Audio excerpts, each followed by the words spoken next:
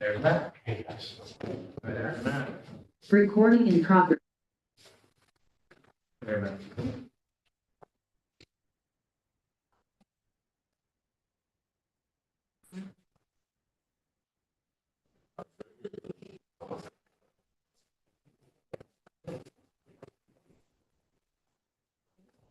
Yeah, I'm on.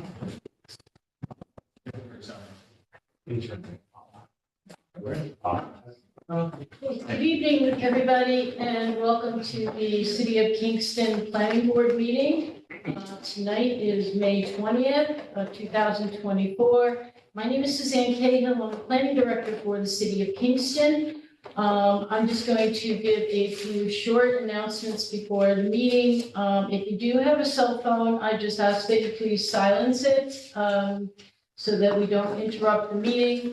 If you have any conversations that it's not involving the planning board, just ask that you take them outside of the room. The chambers are available, and there's a second conference room on the other side of the building if you want more privacy.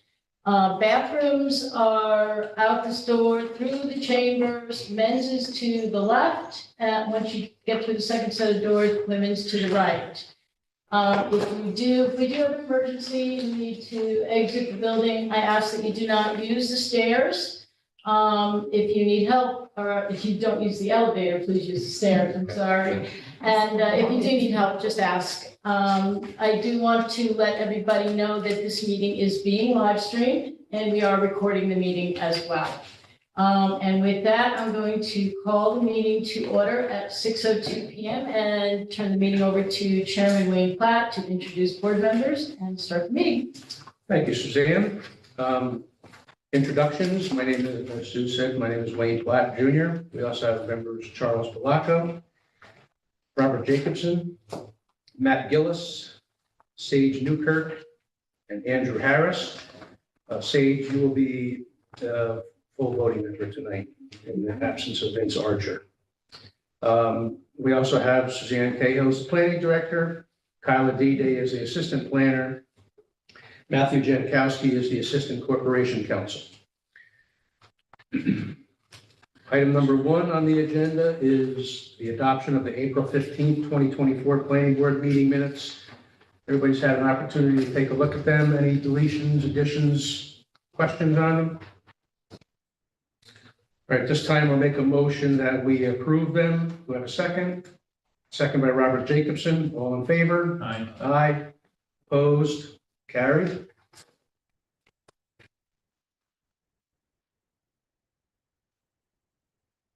All right, moving into public hearings. Item number 2 is number 301 Broadway. It's a special permit renewal to operate a pre-existing auto-oriented service. Section block and lot 56.34-8-4, Transect Zone T5MS, secret determination, Ward 9, Test Retail Stores LLC is the applicant owner. Anybody besides the applicant or owner wishing to speak on item number 2? You here? Yep. Okay. You want to come up here to? Sure.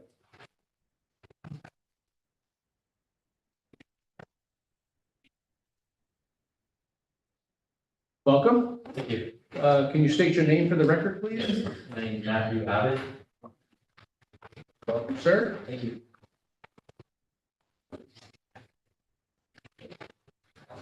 All right.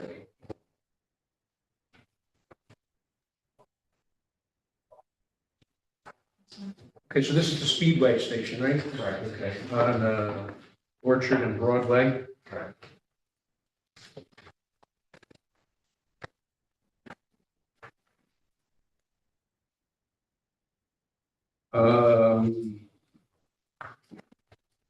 The original permit was issued in 1994, special permit, when Gary Mart had the site. And your hours of operation are the same, 7 days a week right now, 24 hours a day, is it? My house. Okay.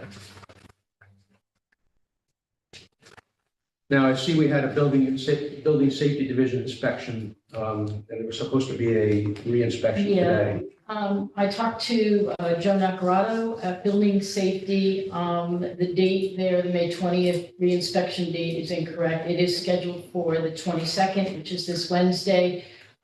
We discussed the issues that were identified as code violations that he is going back for to check on. He feels pretty confident that they will be addressed. So it would be our recommendation at staff level that any approval of the special permit be conditional on the violations as identified under the original inspection report be corrected within a 30-day time period. Okay. And I'm sure you have Matthew, you have a copy of that report that needs to be, whatever needs to be addressed, right? Yes, we Okay. were provided that. And immediately, 7-Eleven, it's on Speedway now. and Yeah. It's kind of convoluted. 7-Eleven people immediately put in requests with their contractors to repair or alleviate all those issues that were identified. I don't know, somebody from 7-Eleven was supposed to be here early, so Okay. I don't know the exact status, but I'll make sure that I reiterate to them that this is the reinspection is this Wednesday. Thank you. I see that there's a KPD report has 57 calls at the location. Yeah, the calls are pretty standard calls for a business of this nature along, a busy street. There was nothing out of the ordinary. Some of them, as you have seen in prior instances, aren't really related to the business itself, but just the location. And it's used as an address location. So if there had been an accident on the street or at the corner, those kinds of things. So I don't think it's anything that is really critical.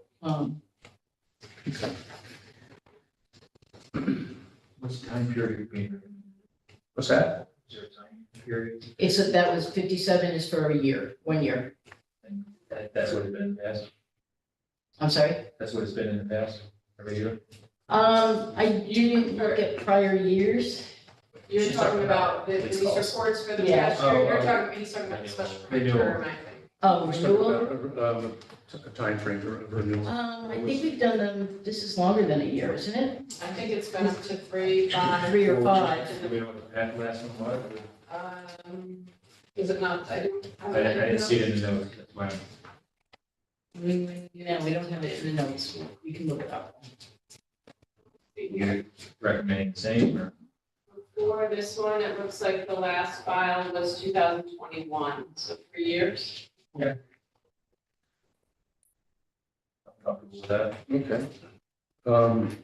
Before we move into that, on board policies, one thing that's coming out here to me as part of this approval would be to add a Knox box to the location. You familiar with Knox boxes at all? I'm not. It's an after hour, it's a lock box that the fire department has access to. So We they're don't not, have one already, I would be surprised. they might not, I don't know. Yeah. Everyone's open 24 hours a day, 7 days a week. But I'm just saying. I don't know, there's more locks. are we gonna? just harassing. I know that.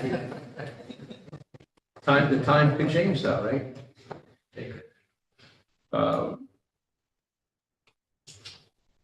All right, as far as the length of the special permit, Robert is, and staff is good with 3 years. Everybody good with a 3-year term and then the next term? Anything else? Okay. All right, so under seeker, this is a type 2 action. No further review of the board is required for that. At this time, I'll make a motion that we approve item number 2 for a period of 3 years with all original conditions carried forward and a favorable inspection from Building Safety Division on the current list of violations that can be taken care of at staff level within 30 days. And board policy 25 will be added, which is a Knox box. That's it? Yep. Okay, that is a motion. Do I have a second? Second by Matt Gillis. All in favor? Aye. Opposed? Carried. Thank you, Mr. Abbott. Thank you. Have a good day. Also let the record show that Alderwoman Sarah Passney, the common council liaison to the planning board, is now in attendance. Okay, item number 3 is 102 and 104 McAfee Street. Lot line deletion of the lands of Damian Devontae Burns and Charlie Ann Weber. Section block and lot is 56.42-5-16 and 17. Transect zone T4N, secret determination. Ward 9, Damian Burns and Charlie Ann Weber are the applicant owners. Anybody besides the applicant owner wishing to speak on item number 3? Okay. Hello there. Hi. Are you Damian? Hi, David, yes. Nice to meet you, sir. Damian Burns here. All right, we're going to have something up right behind you here. Gives a little, you want to tell us what your plan is? Yeah, so we just recently purchased this 2-story frame house, and we also purchased this vacant lot right next door. And the hope was to deed the properties together into one address. Eventually, I would like to turn this into a parking lot, or like a driveway, so I wanted to get a curb cut on the sidewalk eventually. But yeah, the plan is to make that driveway to this house. Currently, you have no driveway? Currently, there's no driveway, it's just a gravel lot. And there is an existing easement along the edge of that property, right, for There the is, yeah. adjoining parcel. So there's another house here, there's a 3-foot easement right here.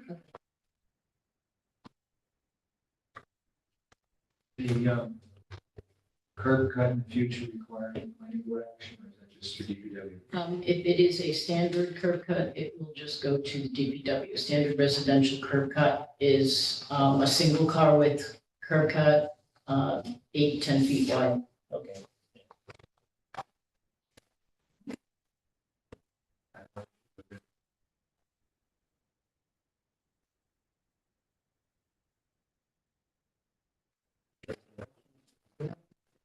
Any questions from the board on this? Okay, under seeker, this is also a type 2 action, so no further review of the board is required for that.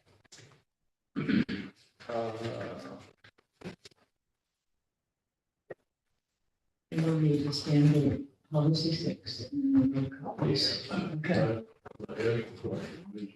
No, you can ask the question, fire away. What are you gonna put in that driveway? You gonna put blacktop on it, cement, even gravel, or you don't have a plan until now? I don't have I guess I'll have to price it out and see what's feasible with the city of Kingston. Go with that. Either blacktop if possible, or yeah, I have to look into it. If you end up doing like a blacktop parking area, you just have to be careful that it's pitched to a drain, either a drainage structure or an open area, a pervious area. So if you do leave it at gravel, it'll just, the stormwater can permeate through. We don't have that issue. You just cannot direct surface runoff from asphalt or cement, whatever, across your property line to the street or to an adjacent property. Okay, so you just need to be aware of that. Any other questions? Okay, so you're going to need to make 5 paper copies and 1 Mylar, whoever your surveyor is. You're going to have one of those sets to buildings, to building safety, to the planning office. Name and Larry's? We'll do the survey. Just tell Chris what he's got to send us, what's required of him.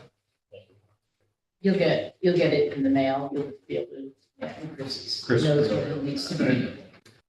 All right, so at this time, I'll make a motion to approve item number 3 with board policy 6 applied and the 5 paper copies and 1 Mylar copy to be submitted. Result description. And the resultant description and the easement's going to be shown on there as well, that current easement. Okay? That is a motion. Do I have a second? Second by Sage. All in favor? Aye. Aye. Opposed? Carried. Okay, Thank you. good luck, sir. Thank you.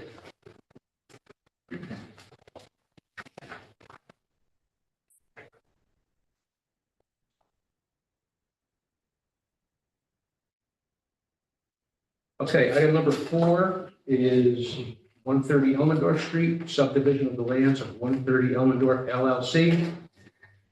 Section block and lot is 48.333-4-4.100. Transect zone T4N, secret determination, Ward 2. 130 Elmendorf LLC. The Terry Land Surveying LLC is the applicant. Max Fesser is the owner. Anybody besides the applicant owner wishing to speak on item number 4? Okay. State your name for the record. I know who you are, but just state your name for the record. So good evening, everybody. I am Michael Viteri III, licensed land surveyor, Viteri Land Surveying PLLC. I'm on the board of directors for the Mid-Hudson Valley Land Surveying Association. I am on the state legislative committee with the New York State Association of Professional Land Surveyors and on the strategic planning committee for the New York State Association of Professional Land Surveyors. Today, I am representing Max Fesser with a 2-lot subdivision located at 130 Elmendorf Street. As you can see here, Max has a 90 by 100 lot, which now meets current zoning regs for a subdivision. Max is not 100% sure what he plans on doing with Lot 2, but Lot 2 will eventually be developed to whatever standards the city of Kingston requires for this newly created lot. You can see that our current impervious surface calculations are based on the asphalt that is there, but the asphalt driveway is slated to be marginally removed with the movement forward towards a building permit of whatever he decides to do with said Lot 2. So it's his intent not to sell off the lot to another individual for development. It's his intent to hold it and do the actual. Correct. Okay. Correct, because Max actually owns quite a few different multi-unit buildings within the city. And we're actually looking forward to moving on another project very similar to this in the near future. Okay.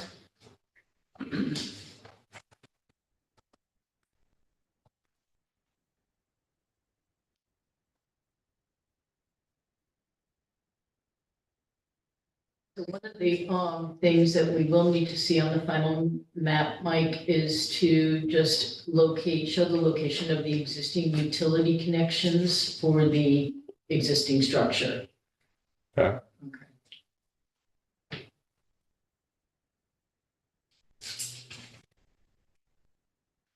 So you board questions? Zoning. Okay. Now, this is an unlisted action, huh? Okay, under seeker. So we need to have a determination of environmental significance.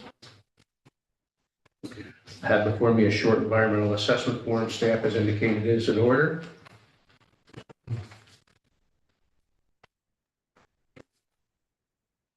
This time we'll make a motion that we approve it. Do I have a second? Second by Robert Jacobson. All in favor, Wayne, well, excuse me, we're going to roll call on this. Wayne Platt is a yes. Charles Palaco, Yes. Robert Jacobson, Yes. Matt Gillis, Yes. Sage Newkirk. Yes. Okay, that is carried.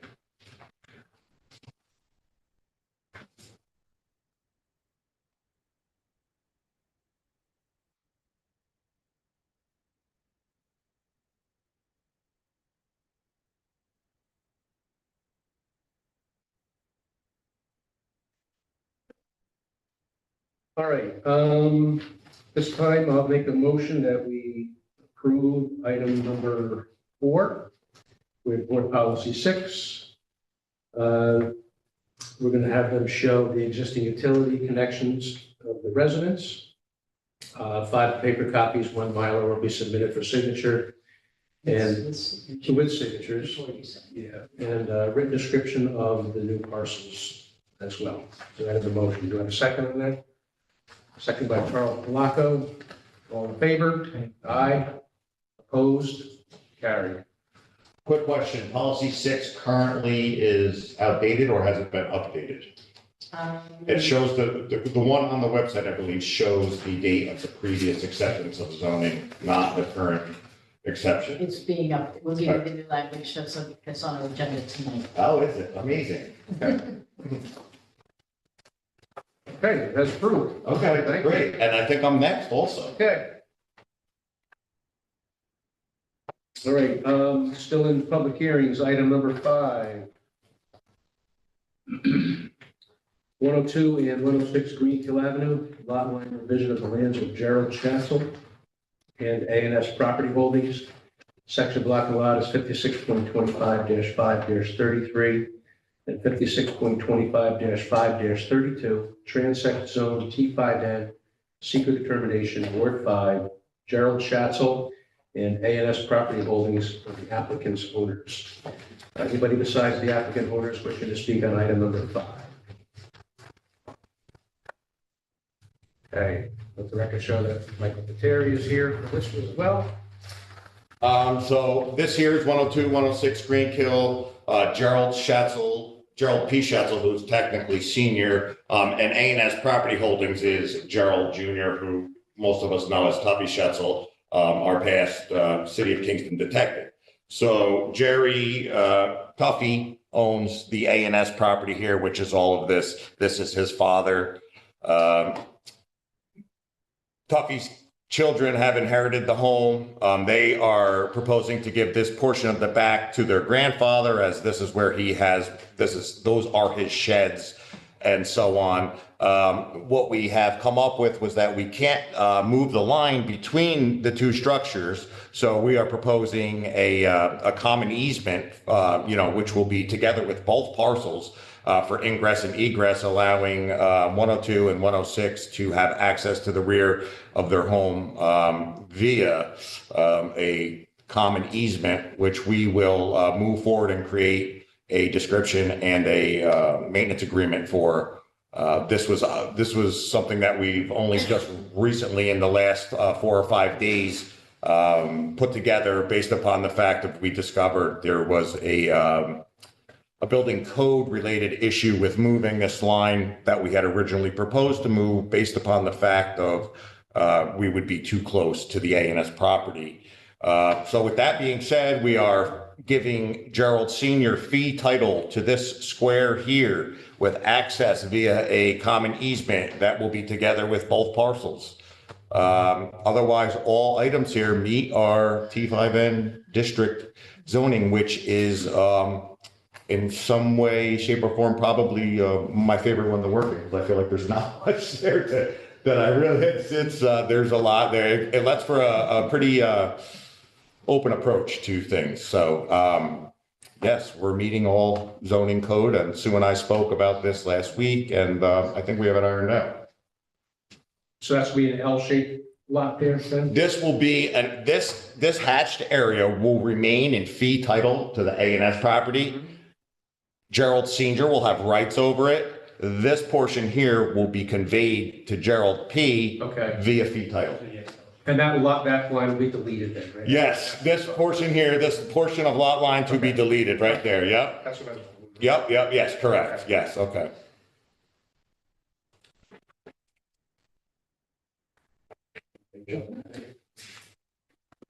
Good. Any questions from the board? All right, under seeker, this is a type 2 action, so no further review of the board is required for that. This time, I'll make a motion that we approve item number 5 with board policy 6. The 5 paper copies and Mylars to be submitted with signatures. Resultant parcel descriptions, common easement description will be, and the maintenance on will be listed as well, and show utility connections of the existing buildings. That is a motion. Do I have a second? Second by Matt Gillis. All in favor? Aye. Opposed? Carried. Okay, Thank you. thank you. It's been a pleasure. Yeah, same here. So I will be on for public hearing, will I, for the original, does the subdivision require a public hearing? This was public. This was. This was a public hearing, so you put it right on. Everything's all done. Okay, that's amazing, I love that, all right. Thank you so much. Have a good night. You're welcome to stick around if you want. Yeah, I know. I'm just very used to it. This is the only, let's say, township that does not require anything. Thank you. Have a good night. All right, moving on to item number 6, is 560 Albany Avenue. Special permit for operation of a light manufacturing welding business. Section block and lot is 48.74-1-5.200. Transect zone T4N-0, secret determination, Ward 6. Schlanger Fabrication LLC is the applicant. 5 Star Realty Holdings LLC is the owner. Anybody besides the applicant owner wishing to speak on item number 6? Okay, nobody's stepping forward. How are you tonight? How are you? Good. Can you state your name for the record, please? Jason Schleier. Welcome. All right, so this is the old Jiffy Lube, whatever. It's, yeah. Yeah, Larry Bender's place. Yep. So tell us what you want to do here. So I'm not changing the building layout Okay. at all. We are just removing the items upstairs that were oil change related. All of them are still going to remain in the visit. The building just downstairs. Capping the pits. So nothing from upstairs will go downstairs and just run my business in the open space there. Okay. And I understand you, I mean, obviously you're a welder, but you have quite a bit of experience with this, right? Correct. Who did you work for? I ran a metal fabrication place for the last 12 years. Okay. Before that, I welded in Manhattan for a while. All right. And what type of welding you get into me? What are your typical welding jobs you come in from? I do everything from, ornamental to structural. I specialize in stainless steel. I do a lot of kitchen, stainless stuff like that. Like if somebody brings their pickup truck in with a frame that's got a crack in it, is that something you do here too? You can weld that up? You don't usually weld on frames. That's usually a no-no. Yeah. It really depends on your insurance that you carry as well. Okay. DOT doesn't really like welding on frames. Right. Toyota recall.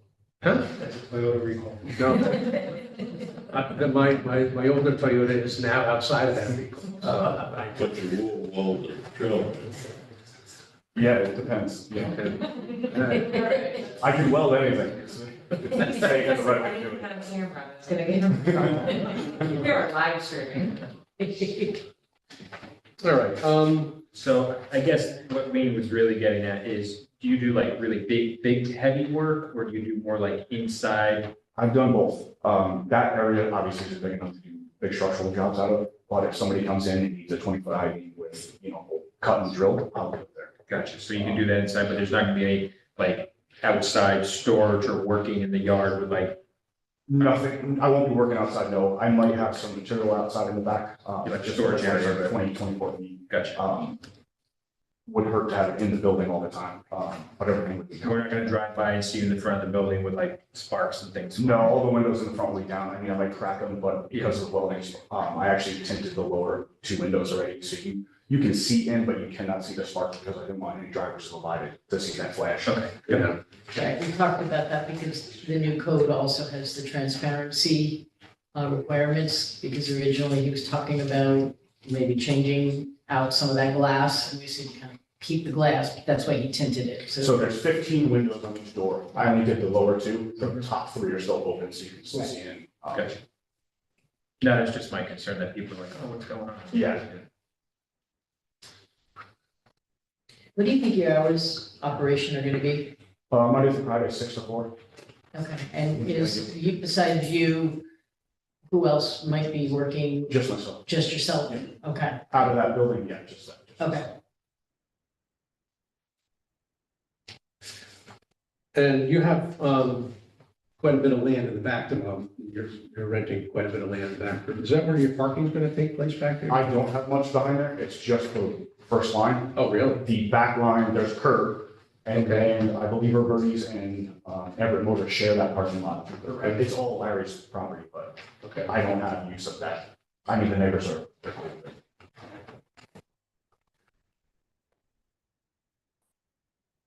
And like, how many employees you're gonna have there? Just myself for a while, yeah. Okay. So what do we, not parking, what do you, I'm not I mean, do you expect to, what do you expect in terms of people coming and going from your premises? I expect to have customers, more than two at a time is not usually Like, likely. how many a day? What would you expect per day 10 coming? to 20 that I would say would come in. Okay, But also, some of my business is on the road working, so there'll be hours that, operation hours that I'm not there. So you might be in the office for a day, have a bunch of customers come in, figure out what work you're gonna do, and then you go back to doing it, or you're out in the field during the day. There's no reason for a customer to go because you're on a job. Right. Is it by appointment only? It's not by appointment only. We'd have hours, but I'm gonna, most of the people that we work with are the same over and over. Obviously, there's gonna be some people that pull in and either blown or welded. I'm just gonna have a sign on the door that says, I'm gonna install, they can call my cell phone and schedule a time to meet me there. Is Well, there? you have parking in the front. Oh, no, you're good. You have parking in the front anyway. There's some parking in the front, and also we don't use those doors to pull through, so you could pull right up to the building. I could paint lines if I needed to. Nobody's coming through that building anymore because the way I'll have my machines inside. Do you create a lot of garbage? Do you have a plan for garbage and recycling? Yep, Kano's Recycling is gonna drop off a little recycling bin. Everett uses the same company, they're right behind us. Trash, I don't generate a lot of trash, but I'll just be taking out of there or have somebody come pick it up. Scrap metal would be more of a concern than garbage. And if you do have scrap metal or metal in the backyard, do you plan on any type of fencing or enclosure to keep nighttime things from disappearing? Yeah, so there is a little enclosure in the back that has the ability to lock. It's just a little, it might be 10 by 10, Okay. and it's about 6 feet tall, and I'm gonna put my pins in there unless I know they're picking it up. Then I wouldn't leave it unlocked, but that would be during the day. And obviously you won't be storing too much material outside because you want to wall. Right. Yeah, there wouldn't be a ton out there that is, you could just take it. And if your business takes off and you need to store a little bit more out there, I would assume you just would have to come back to see us for like any type of fence enclosure or something like that, if you need more of the yard. Yeah. Just Yeah, absolutely. for security purposes. You just would have to come back, see us, this is what I'm proposing. Yeah, my lease is for 6 months, so Okay. at that point, I would like to You can talk to reevaluate. Larry about, purchasing or extending that lease and then figuring those things out. That's fine, just so you know. And what about signage? What's your proposal for signage? I submitted all the different signs I was gonna put up, so the main building, I took down the box sign that's there, and I have one that just says Schleicher Fabrication, it's wall mount, it's backlit. And then just some window, vinyl. There is the road sign that I'm gonna also reface. Okay. I'm not gonna take it down, just reface it with my welding logo and just some of the things that I do. Okay. But I believe the welding logo is out there, it looks nice. Okay, I drove by it. that's cool. Looks nice. That's what I do. it's behind, it's up on the screen behind you, this is.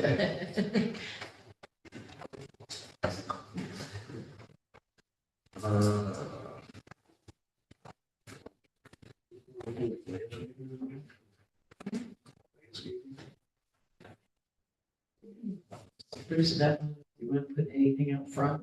Yeah. Let's talk about landscaping now. So I've been trying to take care of that a little better. Yeah. It's a little hard. I have to get with the Verdes guys because with those cars there, it's really hard to mow. With that many cars, like I don't want to hit any of the cars, but I'm sure we can figure it out because it doesn't look so nice. And also, I don't know exactly where that property line is, but the paint store next door, their parking lot's pretty bad and there's a lot of stone there.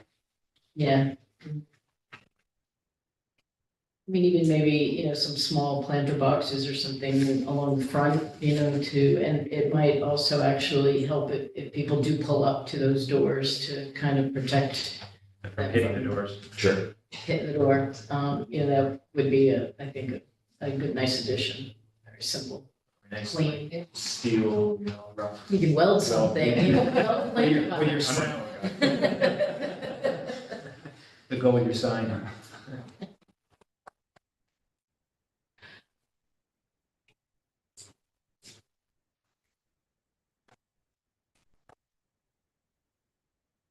Anything else? I think I'm comfortable moving forward. It's a short-term lease. It's cleaning up the building from what it is. I would say that, some of these basic landscape items, normal maintenance would be good. And I would say that probably if this develops further in the future, you come back to the board for fencing or whatever you need to do, then the board may probably ask for another spruce up depending on what you do between now and then. Sure. So kind of like step away. And that's something, like with the landscaping, a lot of times we've left that up to staff level, so you don't have to come back to another meeting to say, hey, this is what I'm doing, Right. so. And the board is comfortable with that, right, having the landscaping handled at staff level? Yeah. I would say that the initial cleanup, I would be happy with. In the future, if he comes back, then, striping, parking lots, I have to bump it up. Sure. Anything else? Any other questions from the board? Great. Under seeker, this is a type 2 action as well, so no further review of the board is required there. So at this time, I'll make a motion that we approve item number 6 and we got a term. 1 year, we're thinking, because we usually with special permits, the first go around, we have a 1-year term so that, you can come back in a year, we see how things are going, and then at that point, we can opt to increase the term, so. Sure. That's a special permit, if nothing changes, it It'll would just come be- back administratively Yeah. unless you want to see this in here. You don't need to specify it, so it would come back unless there are changes. Okay. All right, so 1-year term, so just want to make a motion that we approve item number 6, period of 1 year, and can you read what we're agreeing with So policies? you're approving, what policy 4A, 10, 19, and 25. Signage as submitted, is approved, planter boxes, to be placed in front of doors, or the area of the whole building. Maintaining landscaping, trash will be kept in the rear within the existing enclosure. Did we have to allow the 26? What was 26? 25. 25. We can- That's on there. Yeah, That's on there. You know what that is? Yeah. All right, so that is a motion. Do I have a second? Second by Robert Jacobson. All in favor? Aye. Aye. Opposed? Carried. Thank you. Good luck. Thanks. All right. Good luck.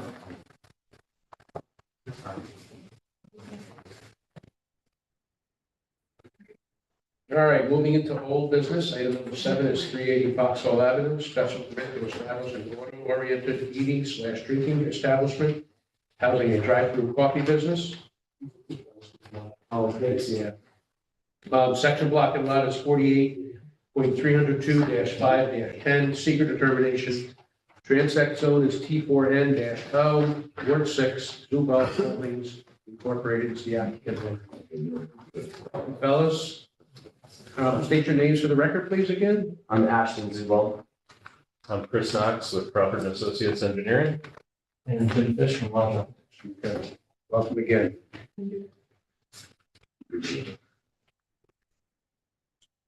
All right, so in the wake of the last meeting, the board felt, we were open to the prospect of having that other second curb cut going out of the Flatbush. It was resubmitted to the city's engineer for his input again. And he has made a determination that he is strongly opposed to that second curb cut there. So for safety reasons and other things. But so that's where we are with that now. And you probably have been informed of that as well, right? That his findings or his what he feels. So, I mean, well, how does the board feel about that? I'm gonna put up the single, right? yeah. I have a couple recommendations here. I'm inclined to go with, This was the engineer's- original. Yeah, the engineer's recommendation. Myself. And driving driving past there in the last couple of days, it is kind of tight around there on that Flatbush Avenue side to get back out to, for me, it would be anyway. So I can see why he's stuck by that determination, so. But how's the rest of the board feel with that? Yeah, I would defer to the city engineer's recommendation on that. I agree with this. All right, so there were a number of other concerns with the project. We talked about queuing of cars going through the drive-through. I think that you folks stated there was going to be 7 cars that you think would be queued through there. The engineer thinks 5 is a more reasonable number that would be going through that. And you also talked about, I know I'm jumping around a little bit, but the offering food as part of the menu in addition to the coffee. So That's, I think that adds another challenge to what goes on there. I mean, it's as far as people getting in and out of there quickly, how do you feel the that? food, you can't buy the food singly. It'd be literally like coffee and a croissant. Yeah. That's literally the food aspect. We wouldn't be doing any baking or anything there. And does the food bring us into another section of the code too? No. No? No, this is for auto-oriented. That's how we are at, especially use permits, eating, drinking, it does not Okay. differentiate. Kylie, can you go back to those queuing? You had submitted different tentative solutions for the queuing. We had asked you to put something together. Yeah. And this is what you came up with. So I just wanted the board to go through these and see what you feel about these various options, whether. Oh, I'm sorry. Just if I may, some of these aren't tentative, they are actually built into the web ordering and the being able to just go through the drive-through. That's part of the main focus. Okay. That will happen all the time. Some of the other ones where people will come out and help is the tentative. Okay, so the first option, I think, multiple ordering points. I don't think, my personal feeling is I don't believe that's a viable option to have multiple boards, menu boards, installed around the backside of the building. To me, that is not going to make a difference with the queuing. Once they're backed up, they're backed up. So I'm not seeing that, and I also don't believe that, under the code, that we would be able to work that option out. Okay. The online ordering, certainly, yeah, that's an option. Absolutely, people can order, online, and when they get there, they are. And it's all cashless. Yeah. So with that option, the people don't have to go around to the drive-through, or do they park in front if somebody comes out? They can park up and either get out or I'm still unsure if people are gonna come out and like serve coffee all the time. Yeah. Or they'll pull in and like come and grab and go, but if there is a drive-through, you'd be able to leave your QR at the screen Okay. and just zoom around and it'll alert people and the drink will be made, so it'll cut the queue time down like by at least 30, 45 seconds. But they would have both options, park in front or go around, is that? Yeah, Pull in yeah. and the drive-thru's empty, you're gonna go to the drive-thru. Yeah. Pull in and there's 5 cars in front of you, you go to the door. Yeah, so they're, So the whole site is cashless? Yeah, Okay, so people will know that before they come. 100%, yeah.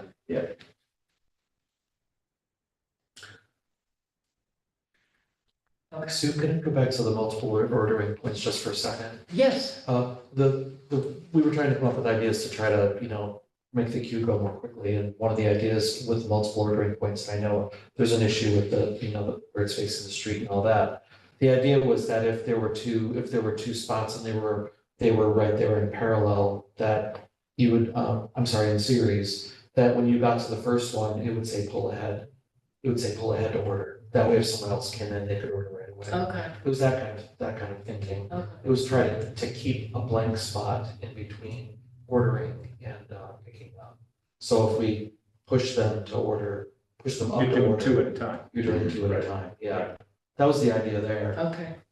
just to try to get rid of that hole in between Do you know order and pickup. how they would be located? Because you have the setback issue. That's what I Yeah. was concerned about, being able to meet that 30-foot setback. I know the one was just right on the, Sure right was. on the limit, so, and it's kind of tucked in that corner there. Yeah, so if we So I'm thought, not sure how to set the other, like, So we thought if the second one were, if this were the first one where it's right on the 30 line, then Right. the other one could be like here. That way, if you came here and there was and this were open, it would tell you to pull ahead. So that so these two could order at once. I don't know if this was so an issue. that, for yeah, us. that's where I don't know that you're gonna meet the setback. Oh, because it's the same as the setback, Yeah. not only on the street line, but on the Yeah. side property line as well? Oh, okay. Okay. And how busy is the order board gonna be as far as selections go? 3 options. Okay, so you're not there going, No, it's literally, and it's for the people, it's just like, I get 2 lattes every single day kind of people, like, that's just what I do. And so it's like, if anyone's traveled to the Northwest, it's basically, if it were cheaper to demolish the place and just put the kiosk there to like make this happen, it would, you know what I mean? It was just like, it's just meant to be that quick, espresso kind of thing. So you got 3 options, you got coffee, if we do offer one of the baked goods from the local bakers, it would be coffee and a something, and then the third would be that plus a bag of what you're drinking.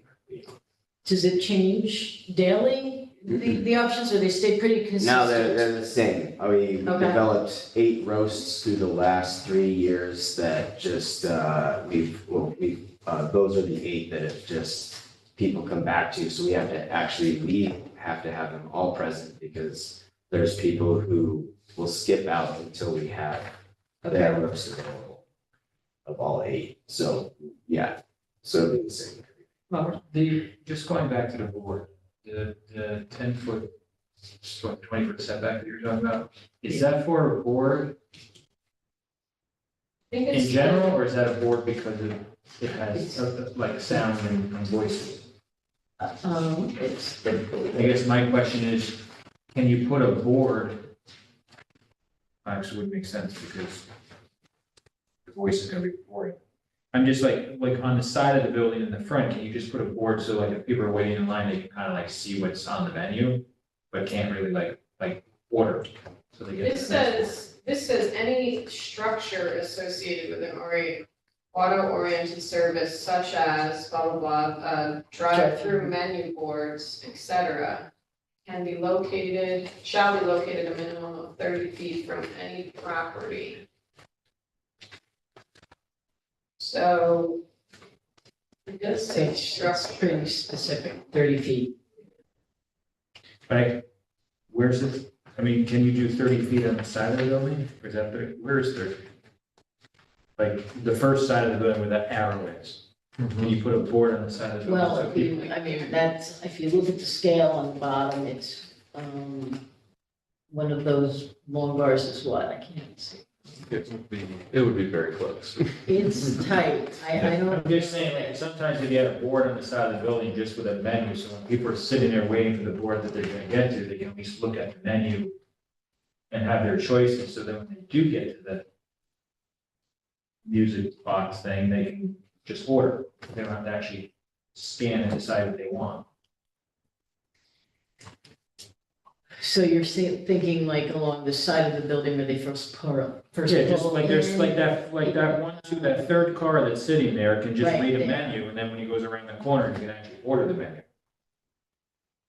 I'm just asking. Yeah, I mean, I guess we'd have to look at that then as a part of their building signage. Correct. So we would have to calculate that in, and I think they have a sign there. So we'd have to look at the signage, and see if it, I mean, if it works, it would be part of a sign plan. Yeah. Roughly how many things are on the menu? Is it like, I mean, literally like, is there like 10 things to choose from? Like, I'm trying to think. I know you said there's no fancy coffees, it's just Yeah, pretty no, much like espressos or espresso, lattes or. Cappuccino, latte, Yeah. Americano, like things like that, we'll have cold brew. I'm not a coffee drinker, but you're like 10. You will have the lattes? No, I mean, I'm assuming it's gonna be like, I mean, your latte is probably just a latte and then you choose the kind of milk. I'm Yeah, assuming yeah. it's just like either, yeah, it's like a latte with coconut milk, a latte with almond milk, or a latte with. And that takes a little time to prepare, right? I mean, that. Like I said, so like the machines that I'm getting, I don't know if anyone who stayed in like hotels who have these. Yeah, they just pop right out. It literally, you Okay. prep the barista's inside. It's, you It's- know, and so like from like our point of view is, Yeah. one, it takes the ego out of our shop, which is kind of what is really nice. And two, it's the thing when you want to like expand or franchise or something is the consistency. And so these machines actually Okay. make it the same every single time, Okay. regardless who pushes the button or makes it. And it's all intertwined through the ordering system, Yes, correct? yeah. So like, once they order it at the board, the machine automatically starts to make it. Yeah, Okay. And is it like a touch screen order? yeah, so like if you pull into a car wash, like with the autonomous car washes, it's the same thing. You Like, literally pick like latte, Just do- coconut milk, right? 16 ounce. Yeah, we don't, you know, it's just, and Okay. then beep your phone, you know, or your car, and just, you know, it's, No cash, no nothing. It's prepaid, pick up at the window. yeah. Is that proposed pickup window, does that exist there right now, or are you gonna be putting that in? Because I was Put wondering, on that window, could you put it further, a little bit further along, since that turn's not gonna be out of the building anymore, just to make a little bit more room for cars? There are two windows on that side. Oh, yeah. The one that There's says the front. proposed pickup window is the second one, the one that we were considering when we were thinking that we might have that turn, going that right turn out onto that Flatbush, but the actual window is, correct me if I'm wrong, The dry cleaning. is here. Right there, yeah, Yeah. that's where it would be. with Oh, this okay, all right. construction. So where was the dry cleaner one at? That is the drag. That is the dry cleaner. That's- Okay. So that would increase the space in the queue a little bit more. Right, right, that car would be pulled farther ahead. Yeah, pretty much a full price. Just to play devil's advocate, how quickly do the machines make the coffee? Like, would it be possible to put the menu board? You have a lot more lot line on this side, like right as they're coming around the turn there. Would it be possible to put it Even closer to that corner. right, even closer to the window, so you could essentially have two? You could have one in your existing spot that you're proposing, and then one further along, that if you only turn that one on when it gets busy, maybe, Oh, that's true. you know what I mean? Like, maybe this one, the first one is your primary one, but if you're seeing a lot of backup, you then turn the second one on, and that one's now, urging people to move forward. If you mean setback, well, I'm just saying that looks like the largest chunk right there by visual. The farther you move it over, you're starting to you're encroaching on the other property line. That's, Yeah. seems to be the issue, is that we're trying to find that sweet spot that's, 30 feet from both. Right. Yeah, I mean, I would love to move it farther back, but then you start encroaching on the side lot line. You have to Is there excuse me, I'm a any- little distracted because I'm still interaction, thinking voice about interaction? him knocking the building down and how I would design that, so that's kind of what I'm thinking of. I was thinking I don't of have those the little, budget. those little things you Yeah. think the film developed in, that little, I'm ready. yeah, I'm ready that for little it. tiny film. I've got it all planned out, exactly. I've got it all planned out in my head right now. That's all I can think You about. just get like Can the, we you just get stop videos this? of film I just go back and design it, because I would like to do that, please. I'd like to do that. So where do you think the kind of the pinch point would be in the queue? Is it ordering or sort of getting the items? I would say getting the items, Okay. if it were like backed up, Yeah. just because there's a set time it takes to prepare the drinks. Okay. It can't go fast. Yep. Unless it's cold brew and ice, Do you have like one machine, two machine? Oh, we'll have, I'm still, talking with the company about that, probably one machine because it makes two at a time, two separate drinks. But we'll have, again, we'll have all of our, roasts pre-roasted, so it'll just be, light, medium, and dark. You pick the name that you like, and that genre, the roast section that you like. Move on through, I guess, yeah. And yeah, most people, by the time they hit our spot or see that it's a drive-through, things like that, it'll definitely be queued towards the people who know what they get every single day without fail, as opposed to what light roast do you have on, while I sit here with my computer? So one of the other ordering options on that list of that, was an associate coming out with an iPad. Yeah, like I like in and that out, option further as than well. that in the West. I like that option. Yeah, Employee assistant. employee assistant, Number yeah. 4, that'll get things sped up a little bit more, and that person might be even able to be like an air traffic controller, 100%. say, hey, park over here, somebody's gonna come out and bring it out to you, let's get, and then other people can go to the straight. I'm really hoping I'm as busy as like this is like, I'm like, I don't know if to be nervous is what you're saying, or super excited. Because So that's you what have, I'm. you have cameras outside to Yeah, monitor and it'll be, everything, that's basically how we capture everything. So Okay. like, there'll be, So yeah, everything will be monitored and, okay, all right. Will there be, incentives for them to order ahead of time? Like if they, is there like an app or a website, is there like an incentive for them to do the That's a ordering good- ahead of time so that that's a it good idea. does, so it, come to my next brand. All right, yeah, no, that's true, and then essential workers, obviously, it's, Are you having DoorDash people come to this? no, I don't think so. Okay. I think it'll just be straight through our website. So the tablet thing, I think, is good. But they gonna implement that? Yeah, A quick question about the 30 foot setback. If we were trying to encroach that on either of both lot lines, is that a major waiver or is it a variance?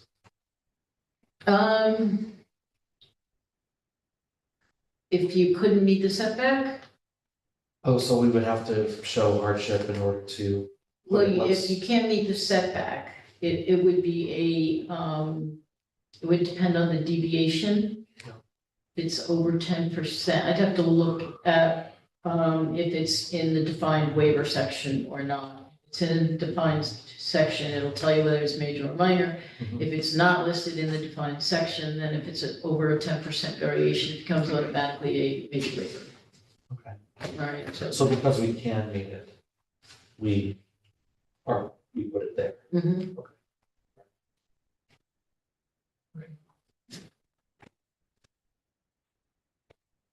So the entrance onto Foxhall, will there need to be any signage? Because if people, so the stop line is before Right, you get to that. So if people are coming out of the parking lot and making a right onto Foxhall, but the light is red, they're gonna pull up to the crosswalk for that red light at that point. right. That's something you can discuss. If you want to leave it as an open option for people to turn left or right, you can make it a right turn only when you exit. There is a stop line, you can see it right at the bottom of the screen, and there is a sign there on the street saying stop here when the light is red. And when most people will obey that, I mean, it might help with queuing, because people are gonna have a spot to go out into. I think partly the stop line is back that far, so it didn't block that entrance for people to get in and out. And I also thought it might have been more larger vehicles Yeah, coming trucks turning. north on Flatbush to make that turn onto. Yeah. So I mean, you might get one or two cars that can exit the parking lot, they're gonna just sit there in a queue. And I would definitely want them to go left, because you got a stop line and you'd have a clear view to make the left, otherwise you're only gonna back up more than parking lot. Oh, I'm talking about if someone's turning right out of the parking lot. But she mentioned left. Right. Yeah. yeah, I mean, that's an option for you to That's a good- discuss, whether or not you want to make the turning movements limited exiting the site. No, because This is otherwise not- you're just gonna back up in the site. Okay. I If just I wanted to back put it up out. in the site, you're backing in and back out of the site. Okay, My biggest concern is people coming down Foxwell making a left in. So by getting people out, it'll allow people to make that left in. Mhm. Because that Foxwell is very narrow there. So if you have one person making a left, you have oncoming traffic, nobody's moving. Is there any kind of weird little signage that could say like no right turn while light is red? You know what I mean? Like no, Wait for the light. right, like don't, encroach in the Do what you traffic, want. go right, but not if they're going right. You don't want them to pull out ahead of the stop line, do Yeah, we? but the stop line, I think, is really only meant for I'm not a traffic engineer, but I think it was meant to keep the entrance open. But I as have long as you're seen stopped, as long as you're traffic. stopped behind the side, behind the crosswalk, I think you're legal. That wasn't this year's site with the Governor Clinton cleaners. That's why it was, because everybody would stop up so close to the light and would get in and out of Governor Clinton. Which would be the same thing here. That's why they pushed it back. Can we assume that's gonna stay with the new plans, like it's gonna be pulled back? Okay.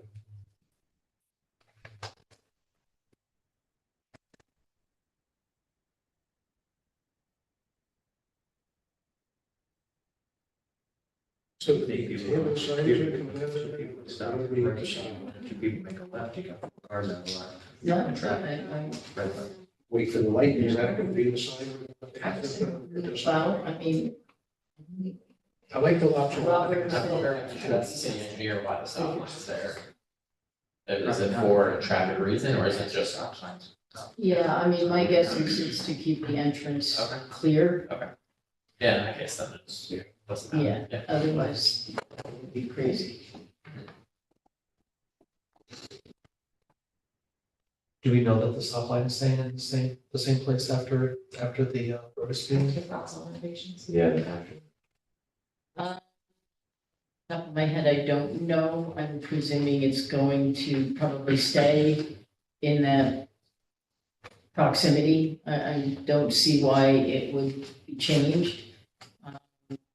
The intersection itself is going to change fairly significantly because one of the roads entering is proposed to be dead-ended and then become a four-way intersection versus a five-way, right, which it is right now. I think that's part of why traffic also gets kind of backed up there.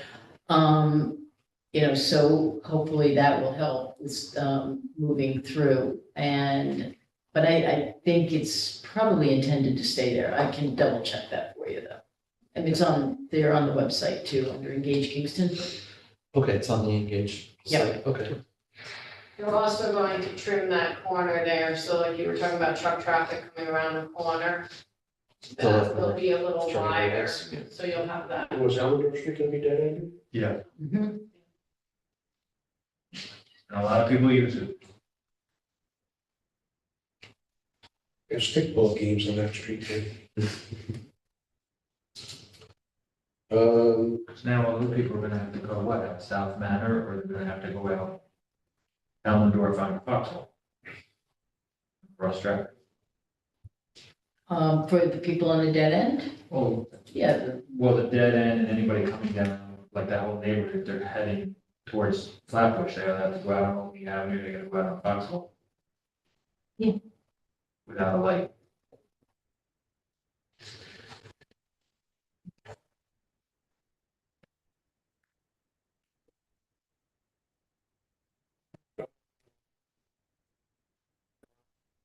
so, let's just go kind of wrap some stuff up here. So the board is not opposed to adding an additional ordering menu board if they meet the setback. Okay. We're going with the single curb cut, with the maximum width under the code on Foxhall Avenue. Correct? Okay. We are not limiting any turning movements exiting the site on Foxhall. Is that correct? Correct. And the menu board, I assume that turns off when the business is closed, not lit up all night long? No.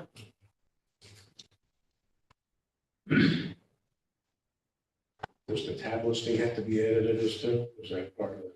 Is that just something they take care of? Well, if you are not opposed to any of those measures, they can implement any and all of them Okay. as they deem reasonable at any given time, unless you have an issue with any of them. No, I would say to include it, leave it at their discretion, and if there's a stacking issue. They're then we can- recognized as, We okay, can say, if you're not using it, you need to. So you're talking about them pulling it in and leaving, Foxhole. Yeah, no Flatbush. Per city engineer. per the city engineer. like that.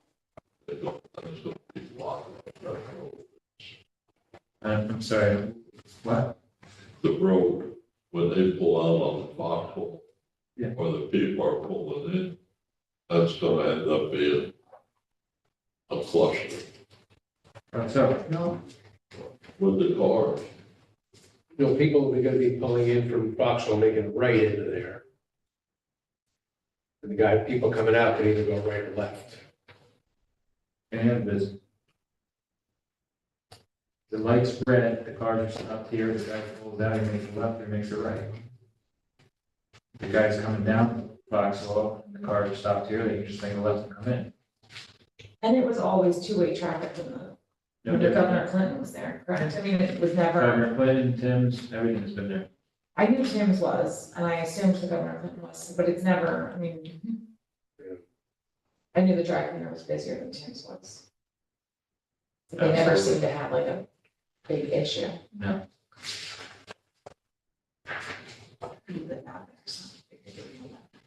I mean, the dry cleaner was more spread out over the day, but obviously busy at 5 o'clock when people get off work and busier in the morning for drop off. Or close. Similar to these guys, they're gonna be busier in the morning, but then as you get into the day, it's gonna dissipate, because no one And then we close at 3 p.m. close at 3, so your whole evening traffic, simple point. So how about the fencing? Yeah, that's- I see two different types proposed here. What do you?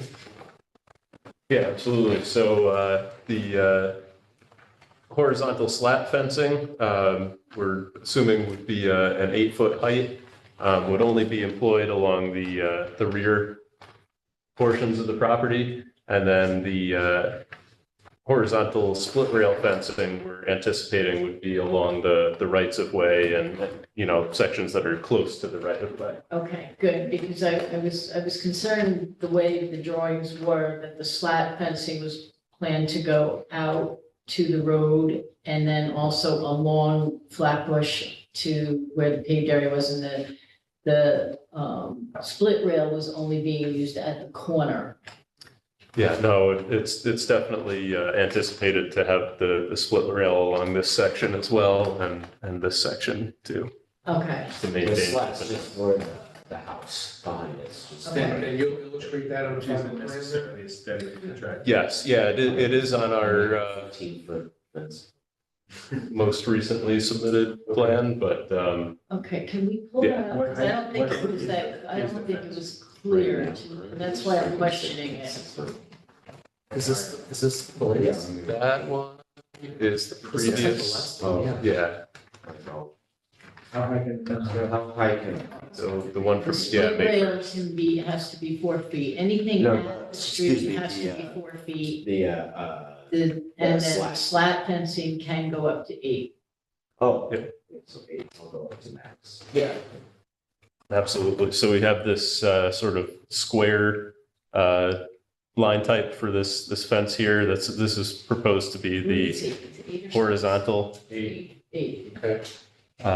Yes, exactly. So, yep, this one would be the horizontal slat fencing, and that would be at a maximum height of 8 feet. And then from this And then point, how far is that gonna stop? I mean, is the 8 foot gonna stop? Where will that stop? Can you It's- just kind of point to that about there? Right there. Okay, where the curve starts on the drive. yep, 20 Okay. feet, 20 feet back. And then the split rail starts from there and goes around. Okay. yes, exactly. Yep, the split rail would continue around and then all along the rights of way, Through the curve. and then it Okay. would stop there. So everything that's along the rights of way would all be nice, you know, Okay. 4-foot Okay, limited okay. height, All right. nice and open. And I see, like, your bike rack is in a grass area. And that's fine. I'm just thinking with the corner there and landscaping, that corner is gonna be probably cut off. When they 15 do feet. any improvements. So I'm thinking if you wanna put something in, you might wanna try and stay away from that with any installation. Maybe put I don't put the bike rack just kind of line it up with the edge of the grass along the pavement. That way your grass stays nice. Sure. You don't have people Do that. just kind of swinging around. Yeah, absolutely. We, this is sort of a placeholder under the understanding that, the Okay. city has plans to Right, reconfigure the intersection. okay. So we're definitely, open for coordination with that final plan. In fact, I think we were pretty much ignoring that one because we knew that there was something coming. Yeah. We're just kind of not. And what about the colors of the building? What are you planning for that? Right now, I'm still working with, my branding on that, but as, first things that we're coming up with was like a monochromatic, kind of like mustard. Even the garages and everything, like the, kind of the whole thing. And then, but it might be changing because they also think, keeping to the aesthetic of like a 1950s garage-ish feel. So, nothing wild. Okay. Everything about the brand is very just like simple and minimal.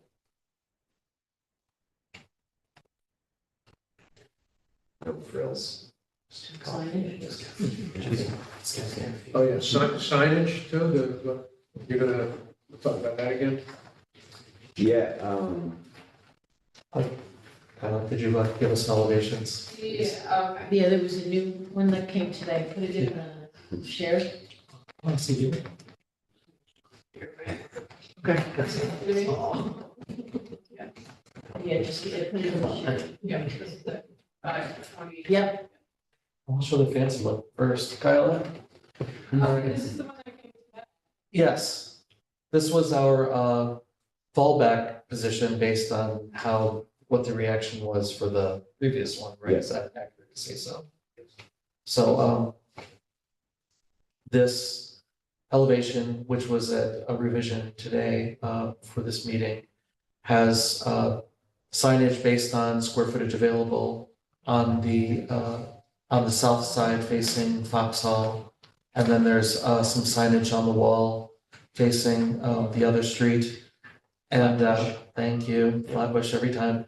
And then we have kept the signage over the middle garage door, which is a light box. We were just gonna replace the face in the light box.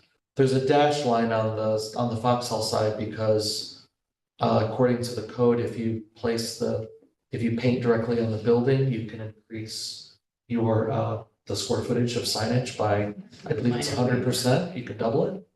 So we have that shown dashed in, so Ashton can come in and paint directly on the building. Okay. Do you want to show the roofs or the roof sign? the roof sign, I mean, I guess, it's, Sure. Or they shoot it down almost immediately. I don't know what I the don't know. situation is. we You saw the roof sign from before. right, and that's not allowed. We had, in order to do that installation, what they had proposed was, letters, coffee, the word coffee spelled out, there it is, with a neon kind of signage, on the roof. In order to do that at this location, they would have to go for a variance. It's not an allowed sign type in this transact. Yeah, we saw it in the same vein as the grocery sign on Village Refinery, and even the Big Emotion sign over at Tombstone, Gravestone. great, wait, yeah, that's right. So yeah, they're freestanding neon lights. Yeah, I know you want you this. can apply for that. You just can't. So you can tell me later. It's how not it's allowed. done. It's okay. Anywhere we can just tell people what's there. Yeah, I mean, You know, like the I mean, front marquee signs. I don't we have take an it objection down. really to it, I know. but. I think it's cute. You could call it art. Love that. Shucks. I'll take that. Yeah. I mean, that was first pass. I mean, Yeah. you might even consider one sign like the Village Grocery Yeah. Fillery sign. But I mean, it depends obviously on the outcome today, if we're gonna, go for the variance, route, right? Right. Okay. All right, thank you, Okay. Kyla. Go back to the other one, I guess. But the difference was that we were going to keep the light box sign, which is already there from the previous. And there's another sign by the corner, right? Is that coming down? Yeah, that's not allowed either. Right, yeah, no monument signs, just wall and, Even though it's pre-existing? Even though it's pre-existing, that's come down? oh, we're, And they'll be taking that corner anyway where it is. and then Chris did the lighting levels, on all sides of the building, and we placed the lights, around the building, to keep them at a certain distance from each other, you know, it's all shining down, to give a uniform light level, but not to exceed what is allowed. So we're all within those lighting levels. So.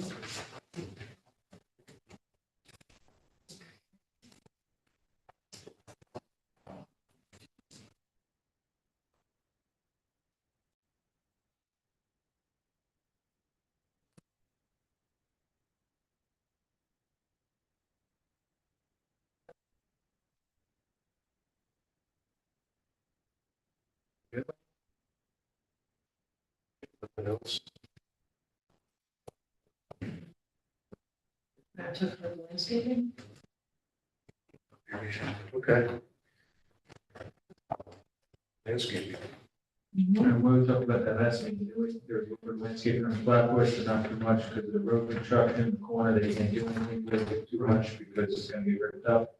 And we just talked about the fence on the other ones.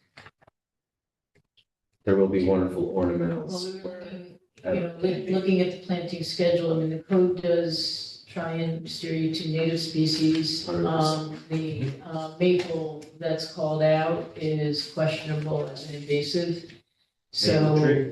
Mhm. Yeah, it has invasive traits, specific so type. that's DEC.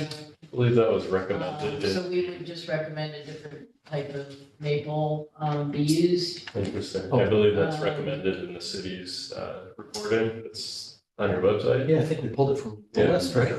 In the city code, they, The old list. yeah, Okay. it still has a Bradford pear on there, and some others too.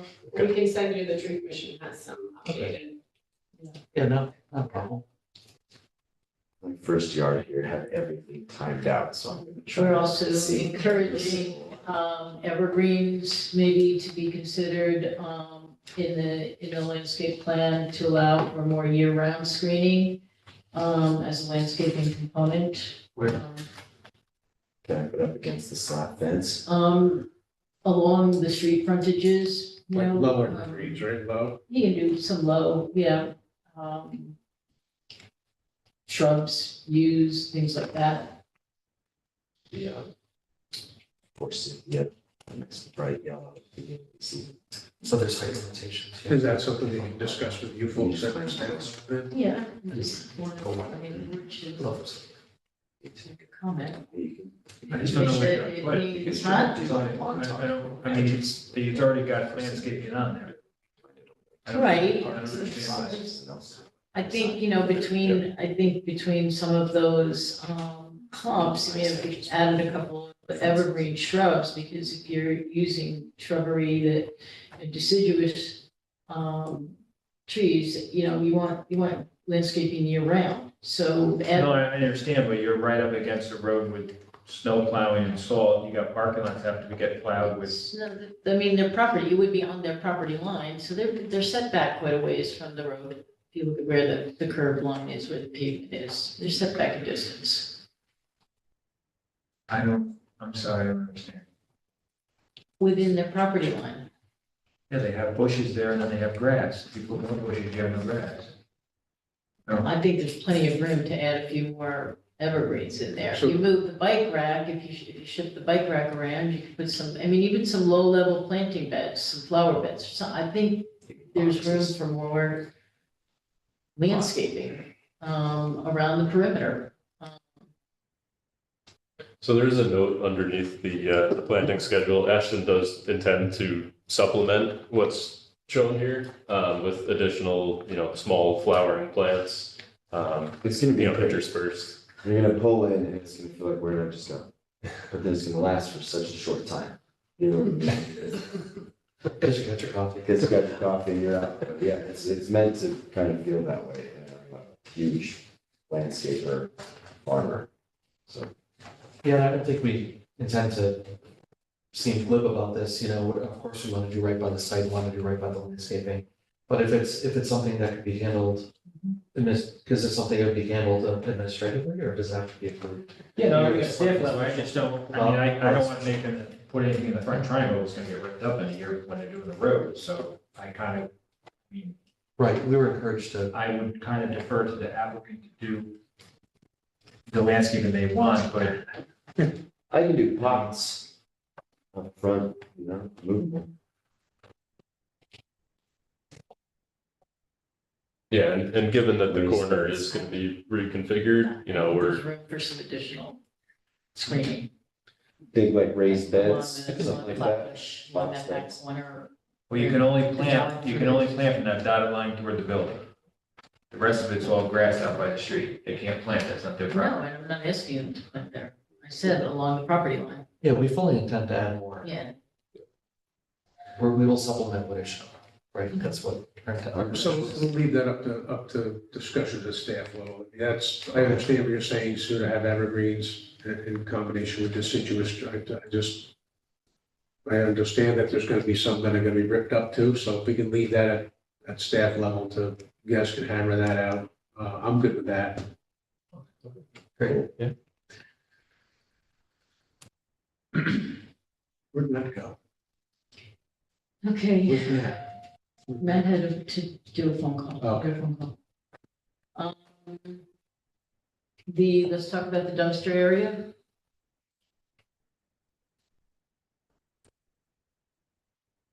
Is the dumpster gonna be empty? Not when it's, go time? Yeah, I mean, Okay. we're closing so early, they can just come anytime, 3 o'clock on What is the enclosure made of enclosure. around the dumpster? so by default, we sort of just, figured that the, enclosure would be made out of the same fencing material as would be behind it, just for consistency.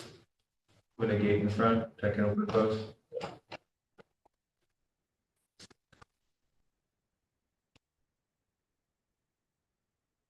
And that'll be on a pad over there?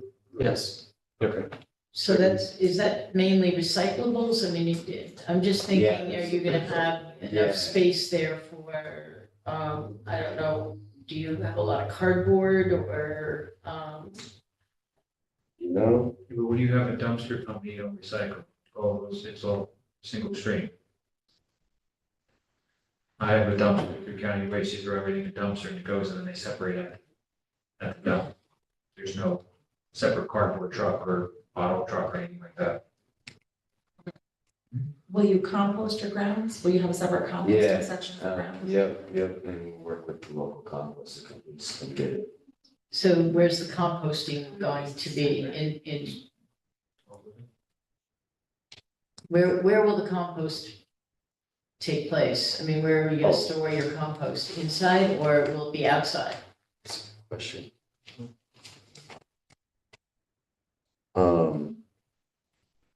That's a good question. I'm gonna assume it's outside. You take a business like Rough Draft, they have those little mini bins. Yeah, Okay. the city They're like compost. Yeah, it's its own company, and comes and picks them Yeah. up. So we'll have to, make sure we have a spot. Sometimes you can offer grounds to gardeners too, if they want to come in and pick up. Yeah, Pick up also be bags of turning a lot of grounds into fire starters too. Yes. When you dry them I out. mean, I would imagine. Grounds, They ignite. use coffee grounds in the garden. Makes it- Coffee Yeah. grounds, when coffee grounds ignite. Even if it's Yeah. not coffee grounds, so you have grounds. Didn't know that. Yes, they do. So, yeah, fire starters, put them in tea bags and. Never do that. Yep. Save the local coffee roasters. Oh, we got some county comments too. Oh, wow. So one for the heat lamp. That County comments on this. She was just smoking like a roaster was roasting a farm. And I was just like, I don't think someone's roasting these things on fire. I opened the door, it was back draft. So I crawled in and put it back. Yeah, but it I could not didn't, believe it's, Costco. it's exempt. This project is exempt as an adopted use.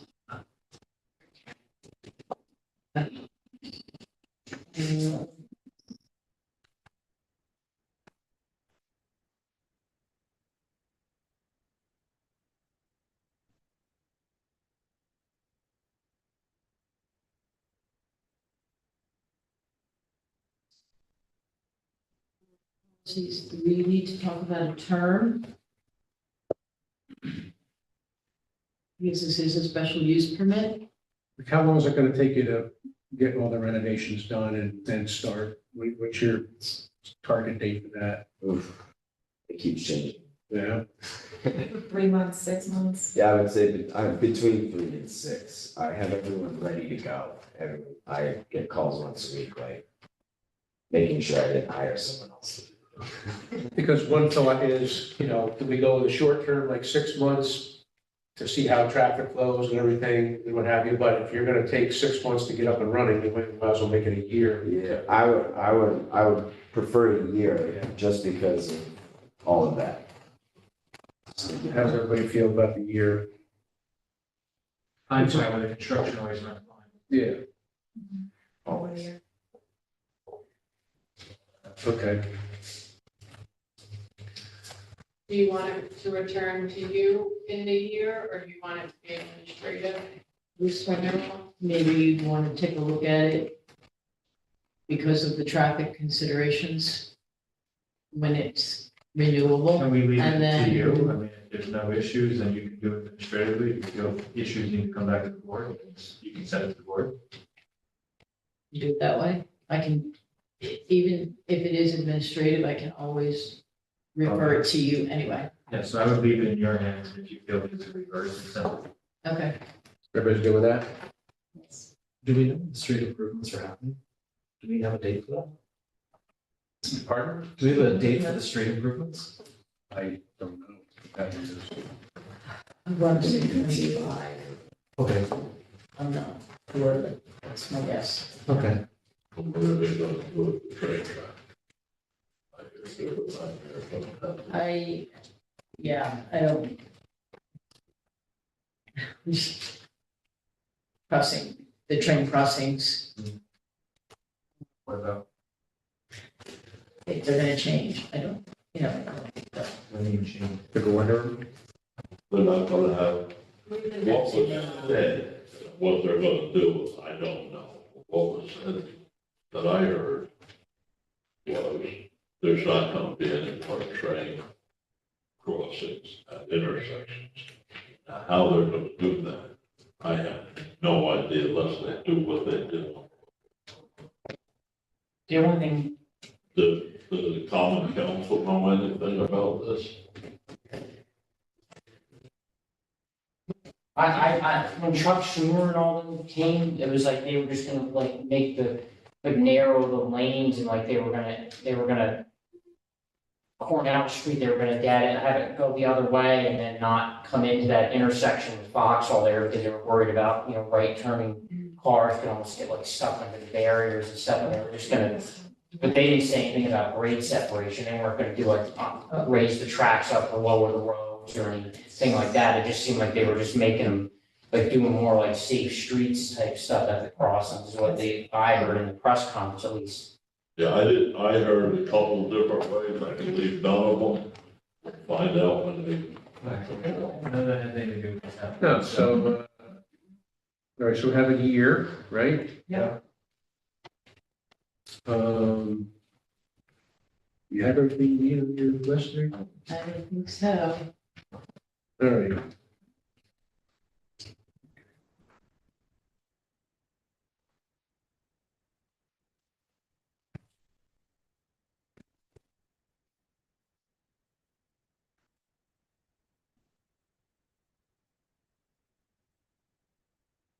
So under seeker, it's a type 2 adaptive reuse of existing buildings, so no further review of the board is required with that. All right, so any other questions from the board? I believe there's one minor waiver then, right? We're taking out the waiver for the curb cut, the minor waiver for the increased sign size on the building. And I believe that is it, correct? That's correct. It's the only one identified. Okay, and that is a minor waiver, so that Does that would be be, taken care of tonight too? no, it's a minor. Oh, okay. But it should be Right. identified. Okay. And we just identified that. And that'll be your as well. Yeah.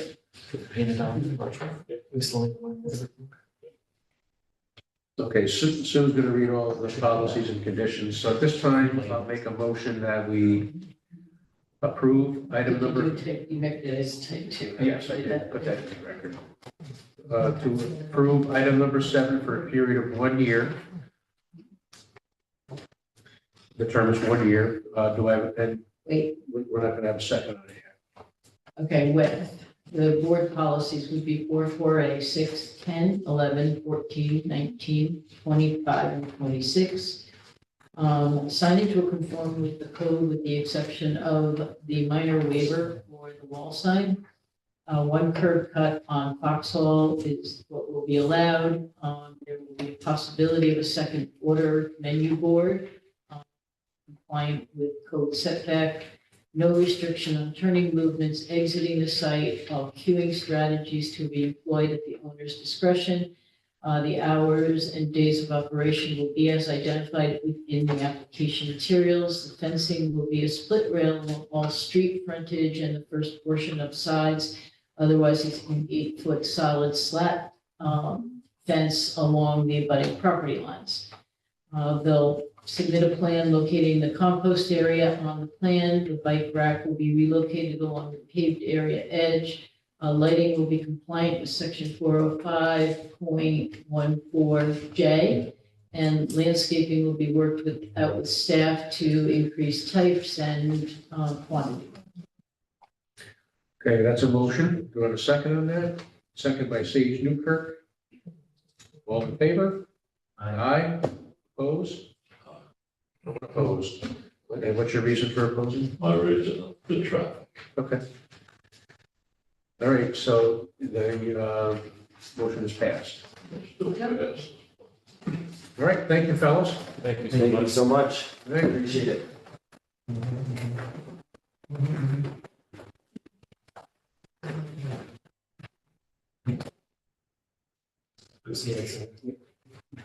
Thank you. Okay. That's what you need to do. It's your conscience, your good conscience. Okay, moving on to item number 8. Yeah. Number 9 Prince Street is a site plan to construct 8 additional units on an existing multifamily property. Section block and lot is 56.26-6-11, seeker determination, transect zone T4N-0, Ward 9, CPG Kingston 1 LLC is the applicant owner. Hello again. State your names for the record again, please. Dave Roback.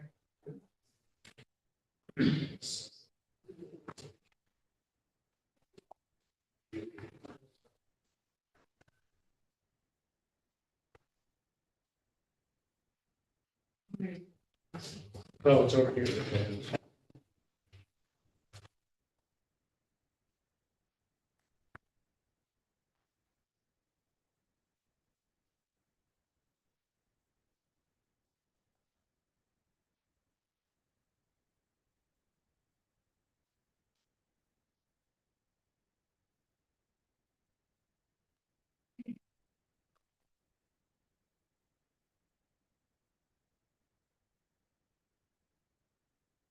Yeah, I mean, we've talked a lot about this, so I don't know what you all want to see. Do you want to see the site plan? Do you want to see the renderings from Foxwell? What do you want me to? Let's look at the renderings.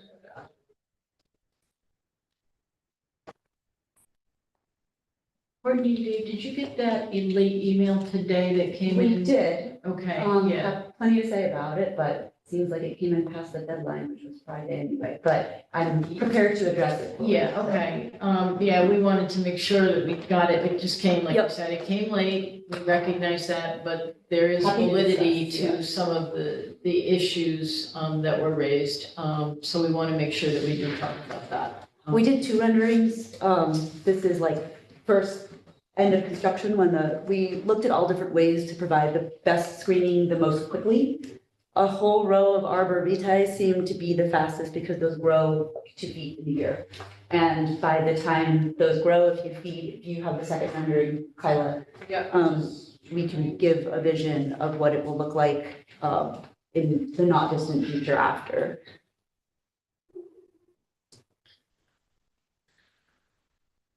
Sorry, it's. And again, the building was repositioned because of the amount of rock. The rock in the hill, yes, it proved to be impossible to get a building into that rock without Okay. just an absurd amount of. So by the time that grows, we have a situation where you're barely going to see the back of the building, so that's privacy for the tenants, but also as you're driving by, you're not just, faced with a building smacking you in the face. So hoping that this is. So adequate. are they going up to the edge of the building, or will they cover like maybe the first portion of the building itself? Are they gonna cover any of the building, that row, or is it just really up to the back side of the building? I'm just trying to get a. It's to cover that whole gap there. Okay, So that when you're when driving the by. building starts, then they stop. Then it turns into like the alternating bushes and that Okay. stuff, because you don't want to block the windows for the Okay. tenants. But this was primarily to create, just a more natural view from the street where you're not just seeing Okay. buildings, so. And, we'll plant ones that they're not babies, they're not this big, you can buy ones that are already 4 to 5 feet high that aren't that much, and within a few years, those really grow, so. And they get pretty bushy. So that's the solution that we come up with for the Right. screening portion. And also a few extra bushes right there too, just for, in the beginning, just to help block, where the AC units are, just, which you can't really see very well, but just. Okay, so that's the additional landscaping in the rear blocking the utilities. And eventually those trees will come up, but that's at first, so that even from the beginning, there's nothing just, Right. unpleasant to look at, basically. And those are the similar shrubs that are around the side and the front. With like the alternating flowers, Yeah. not flowers. I mean, like those. Yeah. Okay. So that's that portion. Okay. I don't know if you want to discuss the Foxhall facade or what's most pressing to you right now. Yeah, we might as well. Those were some of the issues, so. And I think just to start off with that point, like we've exhausted this code from this redesign process, like just pouring over it from the get-go. That's why we came to meet with you in February and then again, before we even submitted anything. And it's clear that in the code, there is an acknowledgement that a corner lot still has a front and a side, because otherwise they wouldn't say, how do you win the game of which one is the side and which is the front? And there's actually a methodology to it that we followed. If they're, the street hierarchy, all of the ways that you determine, which one gets to be the primary facade. And that's kind of one of the fundamental points that we wanted to hammer out with you when we met with you both of those times, and with Bartek and with I think the inspector was there, through these iterations. First of all, let's establish Prince is the primary facade, Foxhall is the side, and that's sort of what we built everything else off of once that had been confirmed to us, multiple times. And to make sure that we're compliant in this design, and that we followed for the primary facade everything we had to. We came back with more bells and whistles, everything to make it as compliant as possible. And even recently, when we were told now that it's a row house, not a multiplex, we've also modified the stoops and everything to make it work. And the side part was always, within our understanding from our first meeting, that was very much a side. And the side of a row house has no visual requirements at all. I think when we talked about it, we all agreed that Foxhall is a major street and a brick wall would be ugly and nobody wants to see that. So we wrapped the cornice around, we brought the trim over, we added some windows that literally had no purpose for the interior, but just to make it more attractive and not seem like a brick wall. And we felt that we'd already sort of crossed all those thresholds to making the side as nice as a side of a row house can be. And so we were very surprised late this afternoon to receive this barrage, of emails, sort of contradicting that very fundamental understanding that we had about the front and the side. So I don't know, Email this afternoon? that was the email that came from Tanya like today. and it went up. That the facade needs to look. Oh, no, by the No. time I sent it to them. Okay. It was late in the day, so we've been sort of like, and No, the more we pour over the code, the more we think that that one thing that, she's pulling up about the facade that faces the street is really designed to mean the primary facade by all the other definitions in the code. All the pictures that it shows, those are all very clearly the front of the building, not the side. And you even have pictures of, what is that, row house? We have a sample picture of. Like this is in diagram of a row house. Kingston, like a row house. There's no special detailing to it. And this is here, This is that's a brick row. wall, this is, that's just common for row house design because largely, well, I mean, you all know this, but I live in a similar sort of area full of row houses and most of them are interior and don't have side windows. And so the whole layout is designed to make the rooms that need the light on either end and put sort of closets, bathrooms and stuff on the interior parts that aren't supposed to have windows. And so the side rarely looks like the front because then you're putting windows in really weird places that don't normally have windows, which is why they clearly delineate in this, they can't have entrances on the side in row houses, they're very clear about the difference between the front and the side in the code. So we feel like we've been bending over backwards to keep accommodating these, new things that keep getting thrown at us. And so suddenly to be told that our side isn't the side anymore, this far into the Who's game. saying the side and the side? So, This is public comment. it was a public comment. But what is the city's It's- position? I can share the comment if you want to see the. I mean, I what would be tend our to position? agree with Courtney. I do too. I mean, it would be our position. So we've had, I mean, she's, we've had planning, we've had housing who created the code, and we've had building safety, and everyone's saying that this is allowable, right? So and the applicant has done some things to, accommodate. windows on the foxhole. We don't like a push wall, I didn't want it to look that way. There's Not, nothing in the code that prevents it. does it? No, but I mean, they have been responding to public comment, so I think that what they've done appropriately addresses that. So Yeah, I guess there's no regulation about, it's no issue here. no. Okay? just wanted to address it, because you sent it to me, so And I think the examples are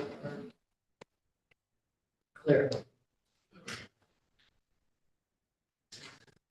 There's nothing in the code that states one street has a hierarchy The code, greater than another street. No, there is. They I say mean, the select, code they say says- select, here's but the these two definition. happen to be the same. Primary so- facade. Facade of building that faces the street in case of, that faces the street. In case of a corner lot, it is the facade along the higher priority street of the street hierarchy. But we've already established that Prince is our front. And that they have the same. It does not- hierarchy. It does not say two fronts. both Foxhole and Prince have the same designation in the street hierarchy. Okay, so they chose to use Prince as their frontage based on the site constraints being the underground rock, right? But in the code, both streets have equal. They are equal So they street, just choose which one they want. right? That's fine. Right, that's our initial meeting, is we're like, this is why we want to choose. Board, Right. decide. It does say in a couple of sections, like with the transparent, what was brought in today was that facade transparency requirements do read all building facades which face onto a street or public space. What she's arguing is that that's the primary facade only, and that it's a corner lot. So that's where. Otherwise, they would that's define a intended corner lot I to think figure out which one's the intention of front that and the was the side. front facade. They didn't, they Right. left out the word front. I think that's an error in That's what who she's wrote arguing, that. that's what they're arguing. Right, or it wouldn't make sense You to, know, they're pointing to examples in our own code. And even a historic example that sits downtown of a row house that is extremely similar. So that's their argument.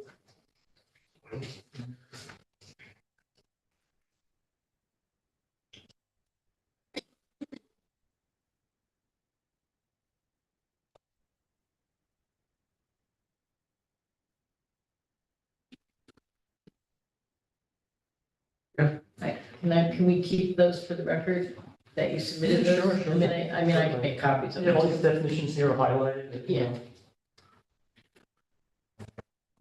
Okay. Do you want to discuss, talk to the county comments now? Do you want to? Yeah, I mean, they were pretty minor, and I think we Yeah. responded to them, they were very similar to the ones from last time, even though it was a different design, so I think they were just, I think they were, we have the affordable housing component addressed, there was a bike rack, I don't know, I guess they missed it, it was on the landscaping plan already, so it was there. The parking, I think we already talked about before, that there's not only extra parking in my own lot, but there's tons of street parking, there's a lot nearby, so, half of these units are already gonna have a spot on site that was already there. And you meet code. Right, so, we made sure that there's plenty of parking around for the 4 one-bedroom units that will need it.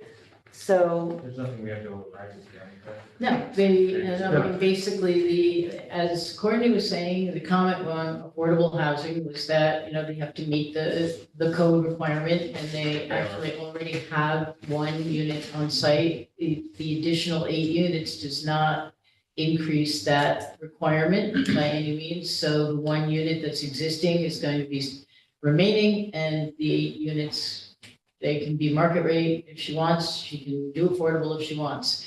Bike storage, was their second comment. There is a bike rack. You can see it right there on the plan. It's small, it's right on the one side of the driveway. So that is on, it's on the plan, and considered. One thing I would say about bike storage, and we say this with all, The e-bikes? is that e-bikes, it should be a condition of the board, with any approval, that e-bike storage and charging not be internal to any of your buildings. Don't want that. If They're all any of catching your on tenants fire. want them, they're gonna have to be externally addressed. She might put in her leases. I might actually, if it's becoming, I mean, there's been a lot of fires in New York City Right. because of that. I knew there wasn't something we needed to override. I just wanted to put it in the record. Right, and then They the last, the last item was parking, and it's, the updated statute does not require parking to be provided. The county was concerned with the lack of any additional parking proposed by the applicant, given the nature of the use. The county recommends the applicant demonstrate the availability of parking on site and availability of on-street parking or parking at municipal lots. You want to just maybe speak a little to that? Yeah, well, like I said, so the existing unit, parking lot already has 12 spots in it. Only 6 or 7 of them are currently in use, and I have 1 tenant living in a lot of units, so I expect to have at least 4 extra back there to give the 4 larger units in this development, which are the 3 bedrooms, so that they have off-street parking, and then the other 4, which are just 1 bedrooms, probably wouldn't have more than maybe 1 tenant or 2. Would have to find, I guess, street parking, but that block of Prince Street right there is very, very it's not ever parked up when I'm there, and I'm there a lot. There's plenty of room to absorb, There's a lot of space on Foxhole too. yeah, and it's not an especially dense sort of parking area. And then there's also a municipal lot nearby that's on. About a block or 2 away. So there's Municipal. multiple options, I think, and the possibility of even more of the on-site parking becoming available for a couple more units, depending on new leases as they turn, and the old ones giving them like 1 space instead of 2. So I could almost take care of all these units within the site existing parking already, but Some of your current units have 2 spaces dedicated. they do, because at the time, the requirement was for so many more spaces, and I could have, it's 12 spaces for 6 units. And I think 3 of those units have 1 person in them, and The parking meets the code, so it's a non-issue. There's no parking requirement. There's no parking requirement. It is up to the board, if the board wishes to require a minimum amount, the board can. But the board would also ask the applicant to demonstrate that there is sufficient parking available in proximity, for the tenants. What a lot of developers have been doing, even though there is no parking requirement, they're looking at a minimum of one per unit on site. That's what we're seeing right Okay. now coming through from minor site plans and some of the major ones. That's kind of where they're gauging the need at. I can almost reach that as I am Mhm. right now. If, that would be if I have one spot per all my units, Right. that would be 12 spots and 14 units. So I could almost reach that now without doing anything, Right. if necessary. So I feel good about the tenants not having any parking issues between the neighborhood and the existing parking, which, new development might not have. So. One thing that we did get from last month is the engineering documents were received and they were referred to our city engineer, and we got a sign off today that they meet all of their comments. They've addressed all of their comments in the updated plans. All right, so that's something we wanted to mention tonight. We want to just talk a little bit about the rec fee. Again, last month, it was, even though we had referred it out originally to the department under the first review, we referred it back to them. They have not given us a formal opinion yet, but we did watch the meeting recording, and they did recommend, again, the full amount of the units be assessed. So it would be a $24,000 fee. So this board needs to discuss that and also speak to if you assess the entire thing, what your findings are and why. Well, I think that parkland, the spirit of the regulation is that if parkland cannot be accommodated on site, then the full assessment has been historically done, right? So, I mean, and then this parcel, the parkland cannot be accommodated on site, so I'm of the thought to assess the entire 24,000. What would you estimate is the total number of persons that would be the tenancy of these 8 units? Like, Total number of people? So hard to say because I'm always surprised by who ends up tenanting units. I'll have like a 1-bedroom that has 2 people in it and a 3-bedroom with 1 person in it, and it's really strange. Yeah. Who ends up wanting what? But I would say that I would expect definitely more than 1 occupant in the larger units because these are the biggest, like the most sort of like designed for either like a family or, something larger. I would be very surprised if 1 person. do you currently have any tenants with children at this location? I had a tenant with 2 children and a tenant with 1. The tenant with 2, they just bought a home and just moved out a month ago. So I have had kids there. Actually, another tenant has a baby. In my largest existing unit, they have a 1-year-old, so. Do you have restrictions on your leases as far as like the 3 bedrooms that you can't max out at more than, let's say, 6 people within them? I don't think I would put 6 people in one of, that would be I'm saying you could have 2 children in each room and then 2 parents. Yes, So there were 2 children and 2 parents, but if it was like 6 adults, that would probably be a little much at that point. Not that people haven't tried in some cases, but I would say on average, like. you'd max out like 4 adults or 2 adults and 4 children. Usually for something like that, like my one other 3-bedroom that I have, it was this couple who was about to have a baby. And they were like, we want 1 bedroom for us and 1 for our kids and 1 as like a home office. And so that was sort of their setup. So they might have another baby and they would stay there, something like that. And the other one was a 2-bedroom where they had 1 baby and then they had a second one while they were there, the ones who just moved out. So that was probably a little cramped for them, but there were still 4 people in there. So I would expect these larger units to, or I would hope at least to have like some families and not just like 2 roommates living there. But it's just hard to say until they're done, like who's gonna buy. So preferably I'd like to have a few families in there and I certainly would want more than 1 person in those units because that seems like a real waste. The 1-bedrooms could be 1 or 2 people, I would say, so. It could be anywhere from, 20 people to 12, it just really depends. So for the rest of the board to consider that full fee assessment. I mean, I mentioned that there's no parkland that can be accommodated at the site. And, you know, there's could be quite a number of tenants who are going to be using our city parks and recreation system too, which is also a reason why I think that we should have a full assessment. And how does the rest of the board feel about that? I agree. Yeah. Yeah. I know Robert concurred with it already. Okay.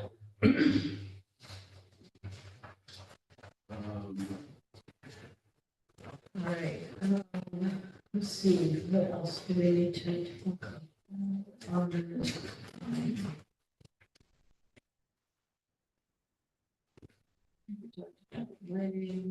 We've got details. One thing I did, with the plan set, when you do your plan changes, the revision dates need to be put on there and the reason what the revision is.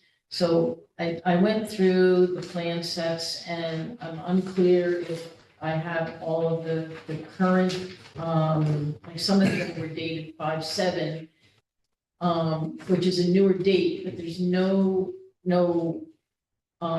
indication of what the changes were. So in other words, you know, typically with a revision, you put the revision date and then what you kind of summarize what the changes might I have thought I been. said date and I just said revised for comments, meaning the comments made at board, at the board meeting. Okay, That's what I thought I put. okay, I'll double check them, but that would be something, Oh, 423 revised per meeting. That's what that one says. And I think the most recent one also addressed the stoop sizes. right, for but usually you additional- have the original date and then the new date, and then it says, it might say revised per meeting, but usually it says add additional landscaping or add bike rack. I mean, rather than just per meeting, because there's nothing to really indicate what the revision was. It would be helpful if it doesn't have to look at the entire back. Yeah, it's just, It's more of a description of what was changed. Thank you, we appreciate it.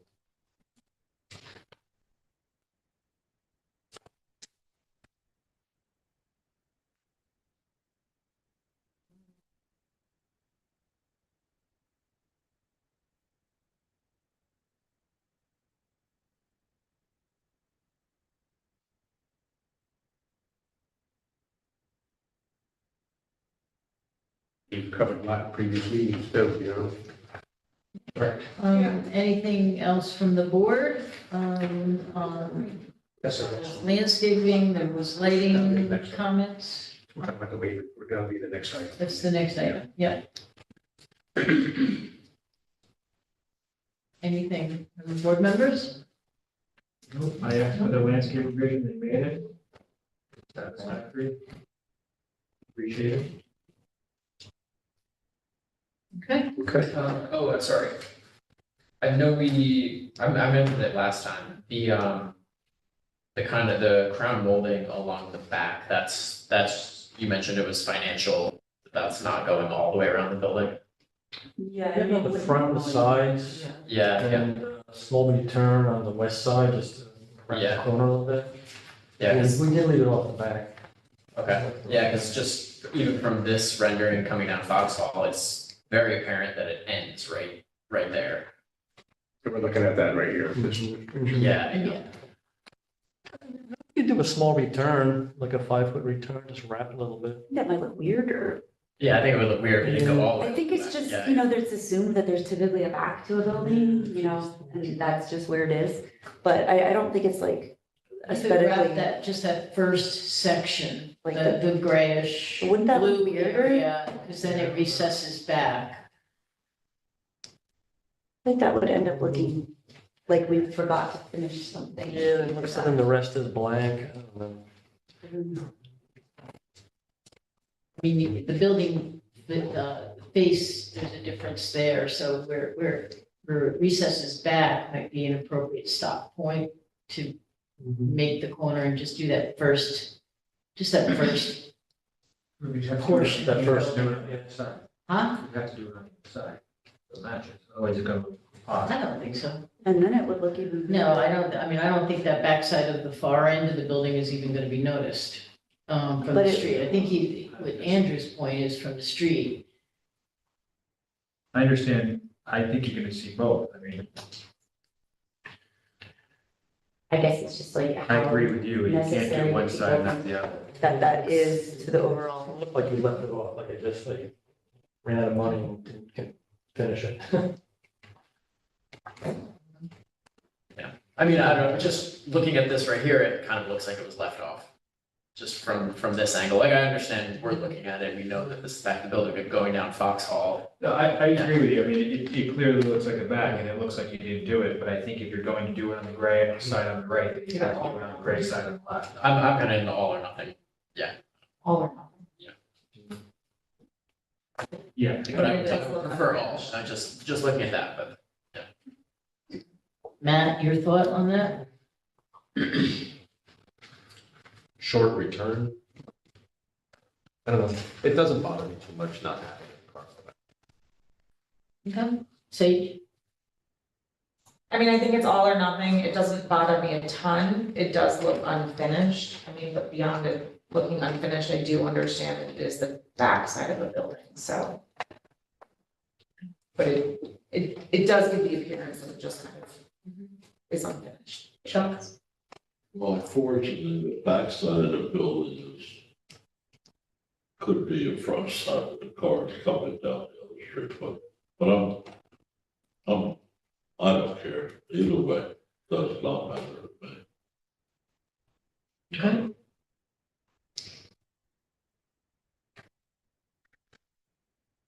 I like it like this. Okay.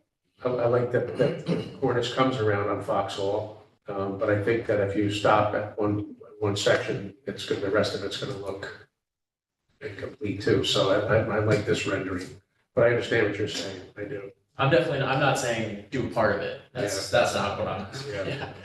It's just that the extra money I have to spend to go all the way around, that I would rather be putting into the interior, so the tenants are actually going to the in and everything else is like back of the building.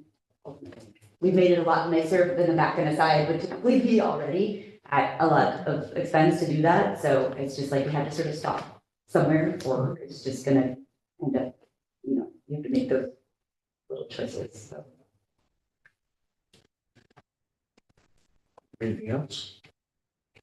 No, not for me. Any other questions from the board?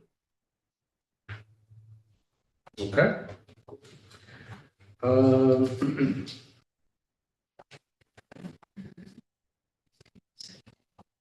I will say the applicant has done significant work on the existing structures, and they all look very nice and easily done.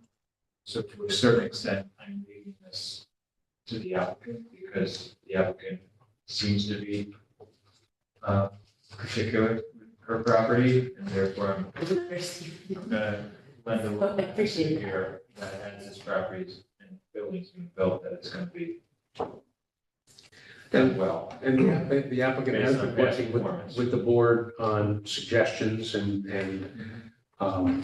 so there's a give and take. I recognize that too. I appreciate that. Make sure that it looks nice, I promise. Do we do? And I would say that if the applicant builds the building and ends up wanting to put a trim up on top, she can feel free. I agree. I'm not, any special approval, or disapproval. So that sounds fine with you. All right, so under seeker, it's an unlisted action. So I have before me a short environmental assessment form that staff has indicated is in order. At this time, I'll make a motion that we approve it. Do I have a second? Second by Chuck Palaco. Wayne Platt is a yes. Charles Palaco? Yes. Robert Jacobson? Yes. Matt Gillis? Yes. Sage Newkirk? Yes. Okay, that is approved. So, yeah, right. Thank you.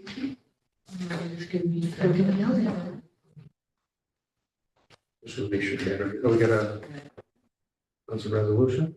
No. Yeah. Okay. Can we get all of these? Over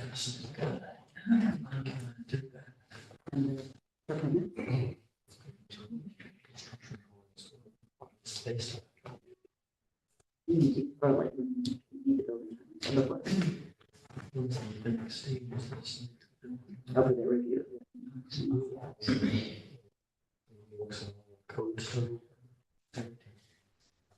So, probably almost ready to send. Okay.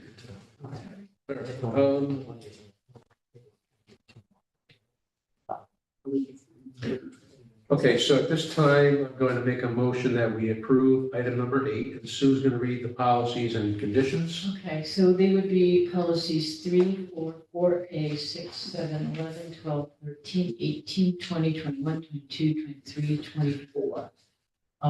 With the following, also additional conditions that e-bikes not be stored internally or charged internally within the building.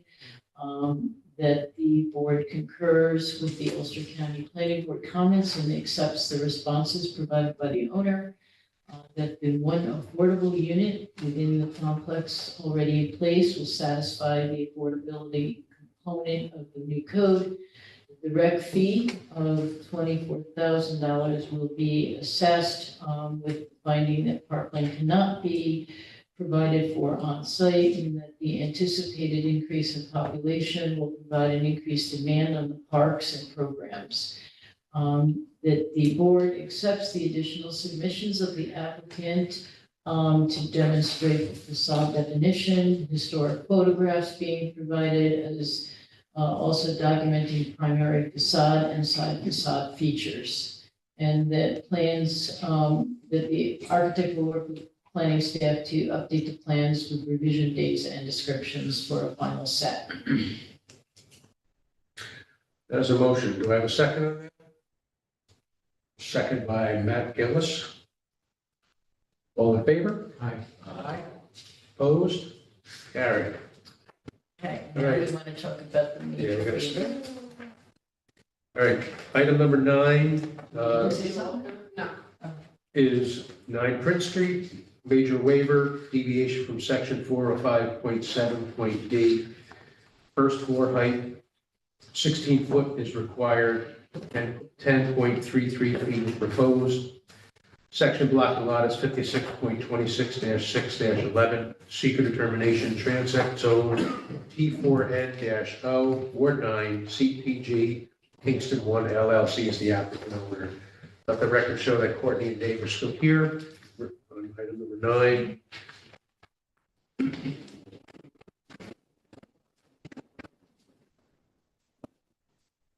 This was already discussed. It would be very strange.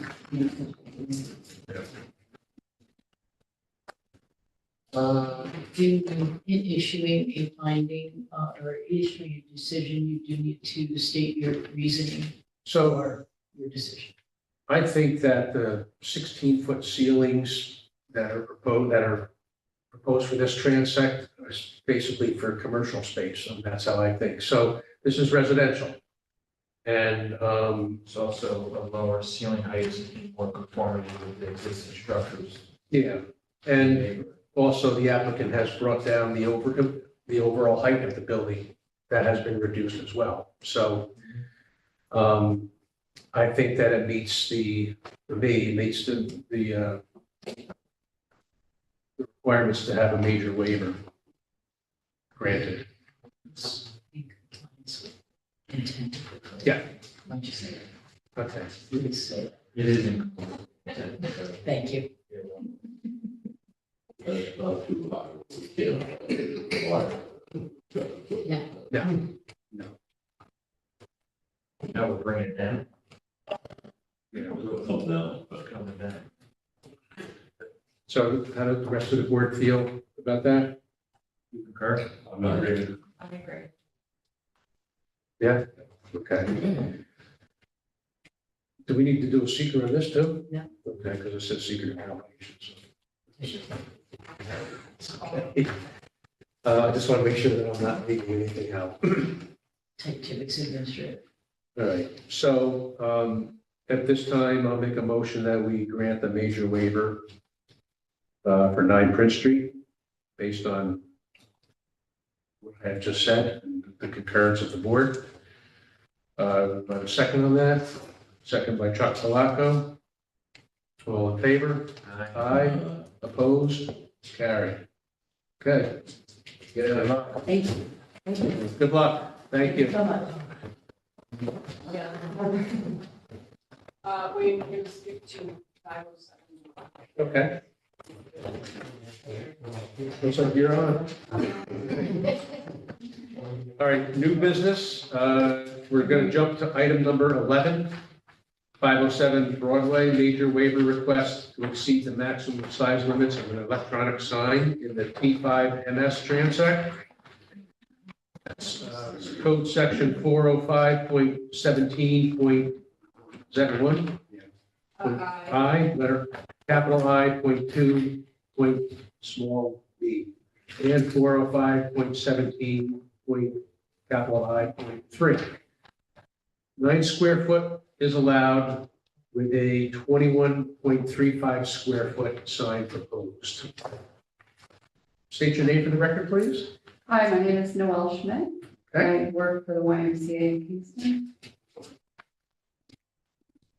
All right, so you have banners all over the place there right now, right? We do. I mean, as you know, we've been in the community for over 100 years. Our Broadway facing buildings are 350 feet. This building is about 100 feet. And when we went to Timely Signs to kind of see if this was possible, he let us know about the requirement, the 9 square feet limitation. And we kind of pinpointed the size banner where that's kind of legible from a distance, whether driving from different directions, and felt that the 3x3 would be tiny and maybe You won't be able to catch all the verbiage on it. Right. You actually drove up Broadway today. They have a banner right now on the side of the building in this location. It's approximately the same size. And, you know, He's got changed with the new code that you can't have these flashing banners and things. no, electronic signs are allowed, only in certain transects. But the square footage is only 9 square feet, no matter where they are. What if they're not on the building, if they're actually in the landscaping, can they be larger? No, because it would be a freestanding sign. Yeah. You can't have a freestanding. they're not In permanent. most cases, freestanding signs are not allowed anywhere in the city. That's what has gone, I knew there was this. Yeah, Yeah, So like a sign that's on the corner with Ulster Savings Bank, that would no longer be allowed. correct. I believe it wouldn't in that zone. It's very limited where. Special districts is really where the only freestanding are allowed. And even then, they're limited. So I mean, the banners, they put lots of holes in our building. And also it's dangerous for our staff to climb up on the ladders to change them seasonally. Some of the messaging we're interested is similar to this one, just supporting our programming. Safety around water, childcare for working parents.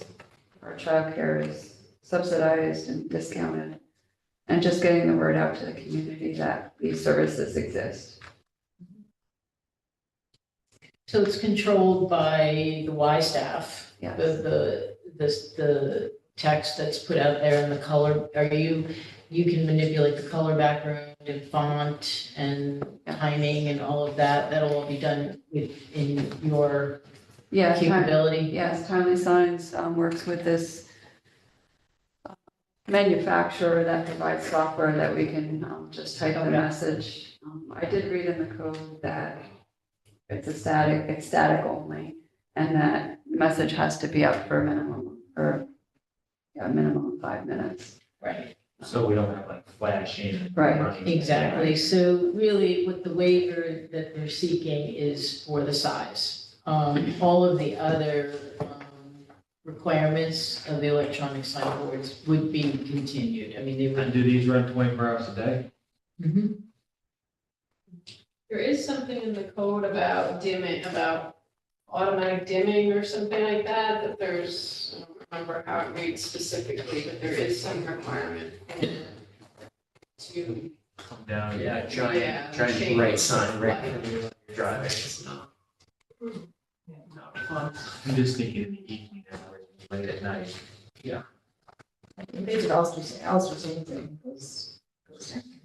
Yeah, It's not he, Tyson at Timely Sign said that this is dimming and we could put it on a timer so that it isn't even have to be on at night. You know, after 10 o'clock, it may not be. That's what I'm kind of thinking, like at night, that. Yeah, In it the says enforcement section, all has it, electronic signs shall utilize the following technology, an ambient light monitor will automatically dimming technology, shall continuously monitor, automatically adjust the brightness level of the display. Ambient light conditions consistent with the terms of this article, and also they're all listed. there's a maximum brightness level of 0.3 foot candle above ambient light. I don't know specifically what that looks like. However, can we like monitor the hours, like, can we limit that? Yeah. Can you wanna limit the hours as part of your? I just don't know that, I mean, There is an enforcement section here that reads, to ensure that light emanating from any electronic sign does not adversely affect neighboring properties or visually interfere with motorists, pedestrians, and neighboring property owners. Building safety officer or their designee shall have the authority to require changes to any electronic sign that, in the opinion of the building safety officer, is malfunctioning or operated in a manner that causes or creates excessive glare or intensity of light, visual interference, or blind spots. Such changes may include, but are not limited to, requiring that the electronic sign be turned off, or requiring the installation of low wattage bulbs, or requiring that the device be fitted with shields to deflect light, or such other changes as may be required to eliminate the offending condition. Failure to implement the changes shall be a violation. okay, So it's there, and That's those would my still be in effect. So we're gonna leave that up to building safety, Yeah, because if we, I just want to make sure if we have complaints that there's things to monitor right now, because I just don't want to, I mean, you're gonna have to wait 10, 11 o'clock at night, you don't want a bright sign that's just the only, I mean, everything's shut down, all the business shut down, a lot of the windows are kind of darker, including the Y, there's no need to have a bright sign, right? That makes sense. We have many lights already on timers. Well, that, yeah, it's just, it's nighttime, it's. So, I'm inclined to grant the major waiver because I think that the 9 square feet is too small to be seen from the street where this building is actually located. And based on the size of the. And also it's eliminating this, having multiple signs on the side of the building, so it's cutting down on the amount of signage.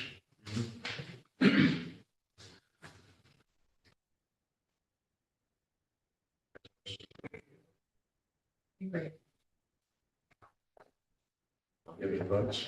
Yeah, I'm not a fan of increasing the size of electronic signs, especially so close to roadway. That's, yeah, that's I fine. just think Yeah, that the building sits a little off the road. I mean, I personally don't think it's attractive, I mean, it's, I'm a symmetrical person, you have a sign that's just in a box in a corner, you see a bright light, I mean, I'm not thrilled with it. But you do have signage up there now that's larger, it's condensing and consolidating it, I just would like in the evening for it to dim down or turn off, so that when you go down through the city, it's more in line with other businesses and things, I don't like flashing signs. It's the way we're going with computers. And I do understand that it's a non-for-profit and there is programming and there's a need to deliver that, so balancing it. And just on that comment, temporary signs like banners and things are only allowed for charitable organizations and certain, nonprofits and things. So this is specifically replacing banners, which would not necessarily be allowed in other businesses.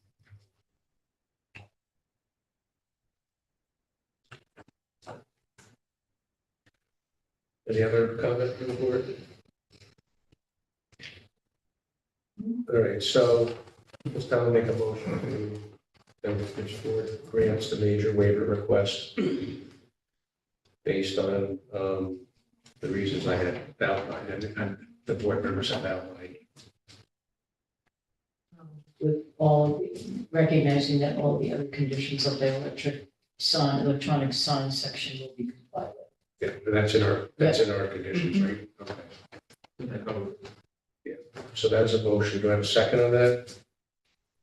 Second by Sage Newkirk. All in favor? Aye. Opposed?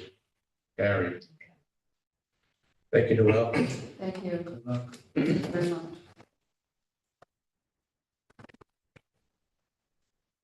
Okay, we're going back to number 10.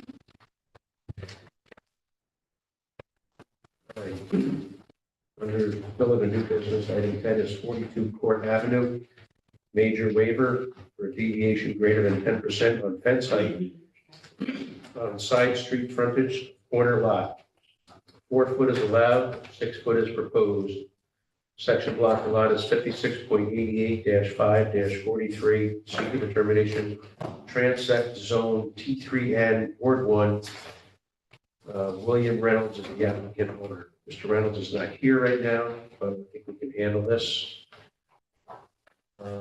He has a corner lot. Why is the applicant not here? Huh? Why is the applicant not here? He asked if he needed to be present. We did not believe that this would require his presence. It's a minor thing. It's just- No, he asked, he did ask. This, I actually was looking at this application, the fence that's being proposed along the sideline, how far toward the front of the house does it go? That I couldn't tell. So Okay. it's starting in the back corner, running along the property So line yes, where it encompasses the right. backyard. And then once it hits the house, how far forward is it going? It's going to run along the side yard. We've talked to him about not extending it all the way to the front corner, which would be the street corner for. I wouldn't go past the front of the actual building itself. Okay, That it should be, I mean, if it's meant to enclose a backyard for privacy for a pool, then I should think it should be limited to that backyard. Straight up. I'm not in favor of going past the house, past the front, all the way to the corner.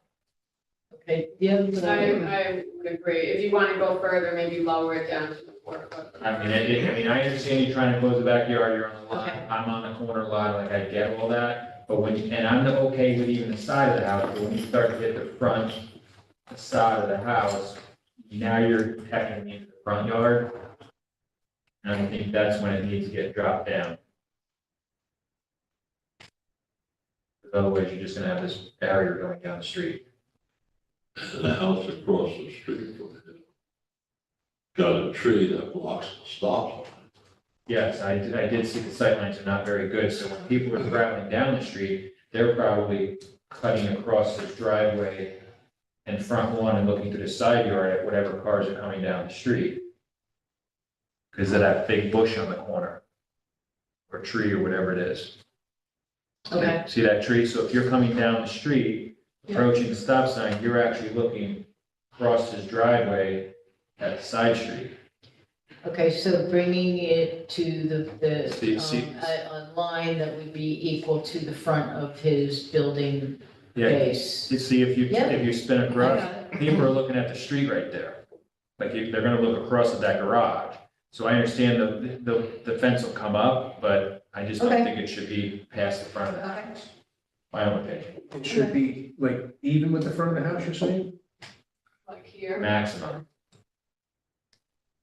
See, when you look at the side yard, like that's where that arrow is where the fence should stop, Okay. the 8 feet, in my opinion. And then go Yeah, down I to. mean, he could yeah. lower it if he wants to continue. And then you can do a 4, he can do a 4-foot fence. I mean, I don't know how the At other that board point- feels at that about it, point. but I mean, I think even that's too close to the front of the street, because he doesn't have a big front lawn, but, I mean, I think the purpose is to block a pool in the back, right? Is that what the narrative said? So I mean, even the back of the house, but that's up to the board. So is the fence proposed to, is it just on It's the replacing that metal fence. Merritt Avenue side? Yes, It's not going to court? no, Right. But I don't know what other board members think. I mean, I kind of think it should stop at the telephone pole, but, Well, that doesn't give him much. oh no, there's a pool in the side yard, or is the pool in No, the the back? pool is over towards the corner of the house. The pool's in the back. Yeah, more towards the house, straight about where that straight is. where the, Yeah, so it should go to the front of the house then, so they can enclose that yard to have a pool. this is an There's a old picture of house it right right here. Is there rules as far as how much they have to fence in when they have a pool? It just No, has it's to be about- lockable, right? Oh, it's not. So it just has to be lockable. Yeah. That's, All right, so Yeah, I think. it's gonna be how high there then? It'll be 6 6 feet, 6 foot to a line drawn perpendicular or parallel with the front Okay, of the house frontage, and then he can reduce it to the allowed 4 feet if he wants. I mean, I would assume he's gonna do a return back to the house, otherwise the yard's not. Doesn't have that shown on his, no, Yeah. Because if you drive down the street the other way, you're just gonna look over and see the pool anyways. he doesn't have that on his plan, just the side. I just think the sight lines, you're gonna have trouble if you go too close to the corner.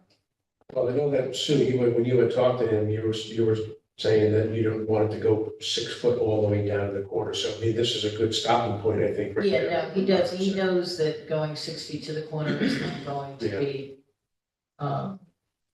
so he wouldn't be allowed to do that ever, because the sight line at the. So where did he propose to stop it? I think just before where those kind of shrubs start Where that other post growing, comes you up? know, before where that tree is right there. Yeah, That's basically your sight line.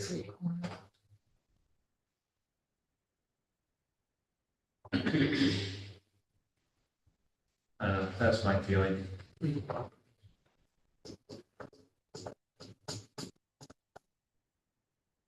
Yeah, I agree.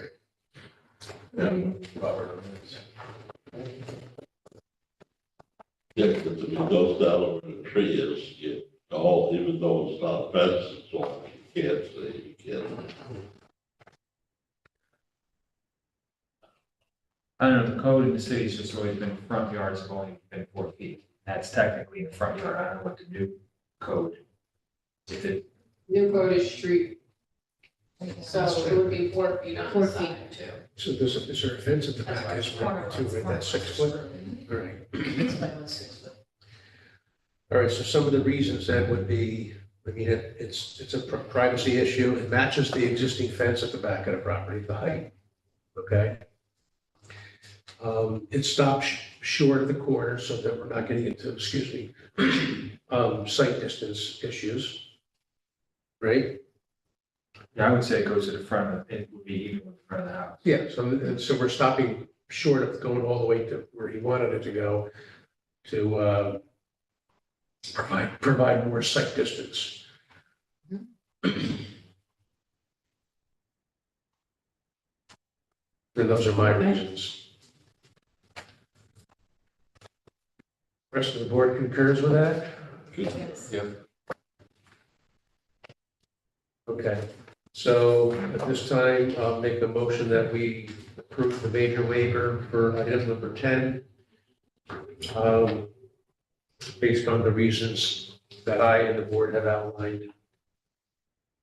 Waivers approved subject to that. But, yeah, we must do it. Yeah, stopping Yeah. short of the corner with the higher fence along the side to the line that is parallel with the front of the building. Then he can drop to the 4 foot for the code that it matches the existing fence in the rear. The higher section will match the existing fence in the rear, and that it will provide the privacy for the side rear yard that he's seeking. Are you gonna use that telephone pole as the one? No, No, the line at the front of the building, the line at the front of his house. So that was a motion. Do I have a second on that? Second by Robert Jacobson. All in favor? Aye. Opposed? Carried. All right, board policies. Yeah, I'm just realizing, so I didn't print copies of. They all got, they, Yeah. their email. You, can you tell them?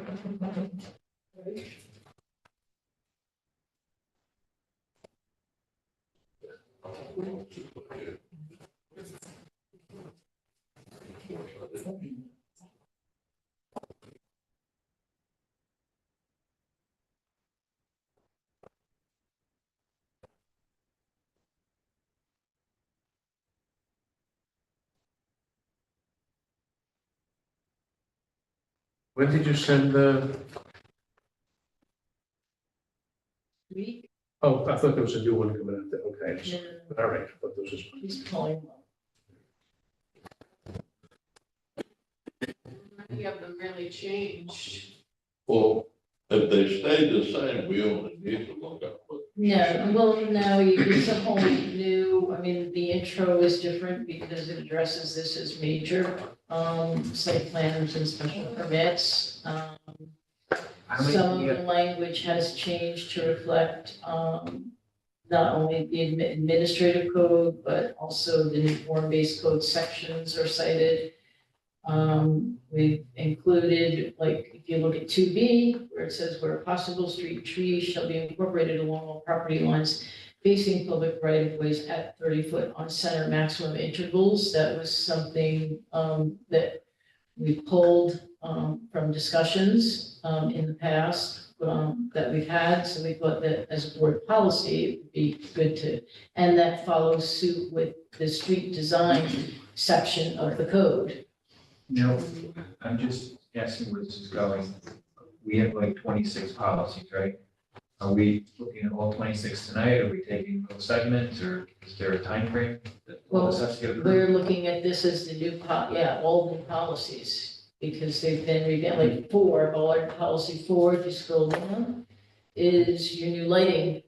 And it basically just inserts the table, that's in the form-based code, right into the board policies. And the board policies are really just a really good way to get information to the applicant that they might not really be aware of or might not think about, looking at in the full code. So it reinforces the form-based code is basically what it does.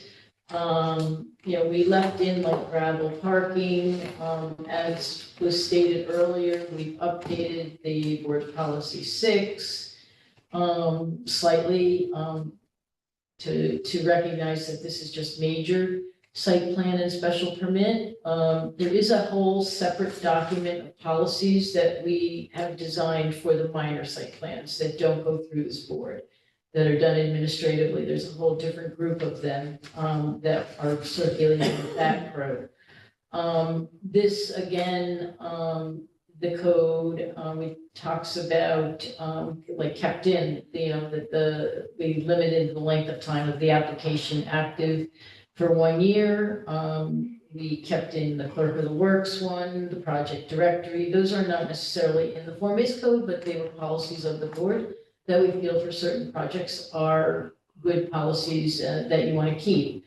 The land surveying thing, that's a carryover as well. Signage, again, has been modified because it just basically refers then to the section of the new code. Because before you had 20% window signage, and now it's 25% window signage, but only in one window. So rather than being really specific, we just direct them to the signage section of the code. Dumpsters pretty much have stayed the same. Contact information is the same, underground statement obviously is the same. That wouldn't change. Central Hudson information.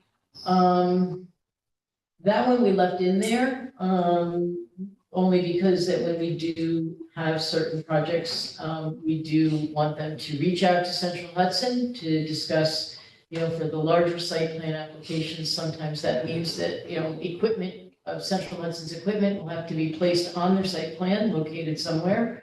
So that's kind of important that they make that conversation. Obviously, the zoning data, and But Central Hudson, though, sometimes won't do that until the site plan has been approved. I understand, but at least this gets them in the conversation. Okay, it gets them thinking that I Yeah. need to do that, No. all right? And again, these are board policies, you don't have to attach, all of these don't get Yeah. attached to every, No, I just know, every project. I just know Central Hudson, they won't even talk to you until you have planning board approval. Board policy 15 has been obviously adapted with the new code because a lot of the language has changed there with boarding housing, transitional housing, shelters. So it refers strictly back to 405-21E that has all of the requirements for any of those uses. We kept 16, I think, used to be 17, so some of these are renumbered because there have been policies that have been dropped based on the new code. And obviously, the affordable housing language has changed from what used to be the policy to now what is actually incorporated into the form-based code. So that is in this now, referring to that section. The parkland is now 17, that was, I think, before 18, I don't have the old ones in front of me, but that's a new number, basically has not changed. Noise ordinance, that has not changed either. Consulting fee section, that has not changed. Carbon monoxide, that has not changed. Again, these policy numbers have changed because you see now we only have 24 versus 26. So the policy numbers have changed, but some of the language is basically the same. So that's it. In addition to the policies which we're asking the board to adopt, just to advise you, there is two new documents that are going into the application. And these are made to be universal for both major and minor site plans. There's a new checklist that will be going in. And that new checklist also refers to a required submissions form, which is a new form being put out there with the application. It goes through every required submission item in the code. It says they can check if it's included with their application or if they're requesting a waiver not to provide it. If they request the waiver, then at the end of the form, they do need to submit their reason for requesting the waiver. So that is in the application now. These will be in the application. They'll be made fillable PDFs. So those are what's new.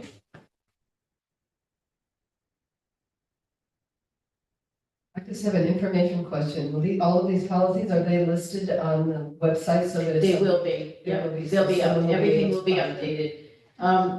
We didn't post them because they're not adopted. So once they get adopted, they'll, yeah. Yep. No, that's very useful for anyone who's getting ready to do something. Yeah. Any questions? Do we need to add one for the charging stations? That's a good point. I don't have one. It's in the code. We can't, I've been going over this for years. Carbon monoxide's in the code. Everything's in the code. You have a policy. It's just, like you said, it's just a quick reference to. But the code is a quick reference because you have a new form-based code. Sometimes folks don't, and well, the e-charging station's not in the code. Do you mean to not have the whole? Are you talking about bikes or are you talking about vehicles? No, Vehicles are the in bicycles, I'm talking about the bicycles. Okay, the bicycles is not in our code. No, You said, I thought you were talking about the cars. So I would agree, I would agree with you, that's something, yeah, I think would be an Well, what are appropriate. people though, let's have this conversation. I understand that they're a fire hazard, I understand the federal government's done nothing to fix these batteries or have UL listings. But, and I understand the fire issue, but people have these bikes, they are all over Kingston. So where are they locking them up, where are they storing them, and when they have these bikes that are $2,000 and $3,000 a pop, they are not leaving them outside in the rain. So what are we doing as a city to say, this is where you store your bike? Do they have an outside garden shed? I mean, like, these people have to have a place to store these because they're very, very expensive. I'm just basing my comments on the comments from the fire chief. No, and I understand it, but I'm just, but when people come with these plans and they come with a garden Okay, so complex. for example, with, if you recall, the project 80 Washington Avenue, okay? It was brought up at that, as part of that discussion. And that project has a separate structure they are erecting in the rear yard specifically for e-bike storage and charging for their tenants. Like a baby barn. Pretty much, yeah. But now is the city okay, or the city fire chief okay with having a baby barn? As long as it's not inside. It's not an info, it's like a I'm saying, pavilion but if they catch style. on fire, then the barn's gonna catch on fire. So It's like do we have any regulations as to distances from other structures, like what do we? I'm just having this I don't know. question, is this something we should be contacting and maybe having them start to think about this, so we as a board can guide people that, look, if you're gonna have bikes and you want a storage unit, it has to be so far off from the property line, or it has to be so far from a structure, because this is the way of the future, and for myself, working uptown, these have just exploded. There are scooters, there are bikes, everybody has them, and they're whipping around Kingston at like 20 miles an hour. Or just having that policy maybe would get them into the conversation with the fire chief about, or the. Right, but I whoever hear handling the what project. Robert is saying too, that maybe before let's give it a month of thought on how, Correct. what the verbiage of the policy should be. I'm just saying, And then you have them weigh in. I'm willing to reach out to building safety and to the fire chief and work with them to come up with some And there language. also has to be a chart, like To bring these also have to be to the board. plugged in, so the question is, okay, are we putting outlets in these baby barns? Or are we putting outlets on the side of the buildings so that the bike can sit outside, but it can still charge, like what? Yeah. And I was just What are the advocating. parameters that we as a city wanna do? To have this policy there, because I find out that, you're quite often, since in recent months, or quite often mentioning no charging stations in. No, I mean, So- it's- But that's just not It's- practical, that's where, we're the way of the future, is it's not practical, so I think we need to have them weigh in and maybe come up with some verbiage and some. Yeah, because there may be instances where inside you can create some sort of fire box. I don't know anything about it, they're catching on fire, but it's becoming very, very popular, I mean, it just, even in my neighborhood, Roosevelt Park, I mean, every night there's somebody whipping by on something that's motorized. Yeah. And I recognize the people, I see them uptown, I see them, downtown, I mean, these people are cruising all over town in these bikes. Yeah, and some of them actually, I think it's they're gasoline, right? No, most of them are electric, but the electric ones, I think, go up to 20, 25 miles, and they do like, I forget, like 100 miles or I think something. my daughter's scooter goes up to like 20 miles. I mean, I followed Slips all over the I place. followed a kid that was probably fifth, sixth grade. I was out on Linderman Avenue and I couldn't catch the kid in my car because of course he's just cruising down Linderman Avenue. He went all the way down Linderman, all the way down Washington. He whipped around to Stewart's and he was getting ready to go down like Wilbur. And I mean, I'm going through the stop signs and going through the lights. I couldn't catch the kid. I mean, he was booking. They all do that, they all meet up, I mean, oh, absolutely, at least they're outside, I'll give her, at least Oh, she's I outside. agree. It's nothing wrong with it, it's the practicality that the kids are now having. Well, you say there's nothing wrong with it, but I disagree with that on day one. These bikes are going 40, 50 miles an hour. They don't have helmets, they have no controls over them, so it's like a motorcycle.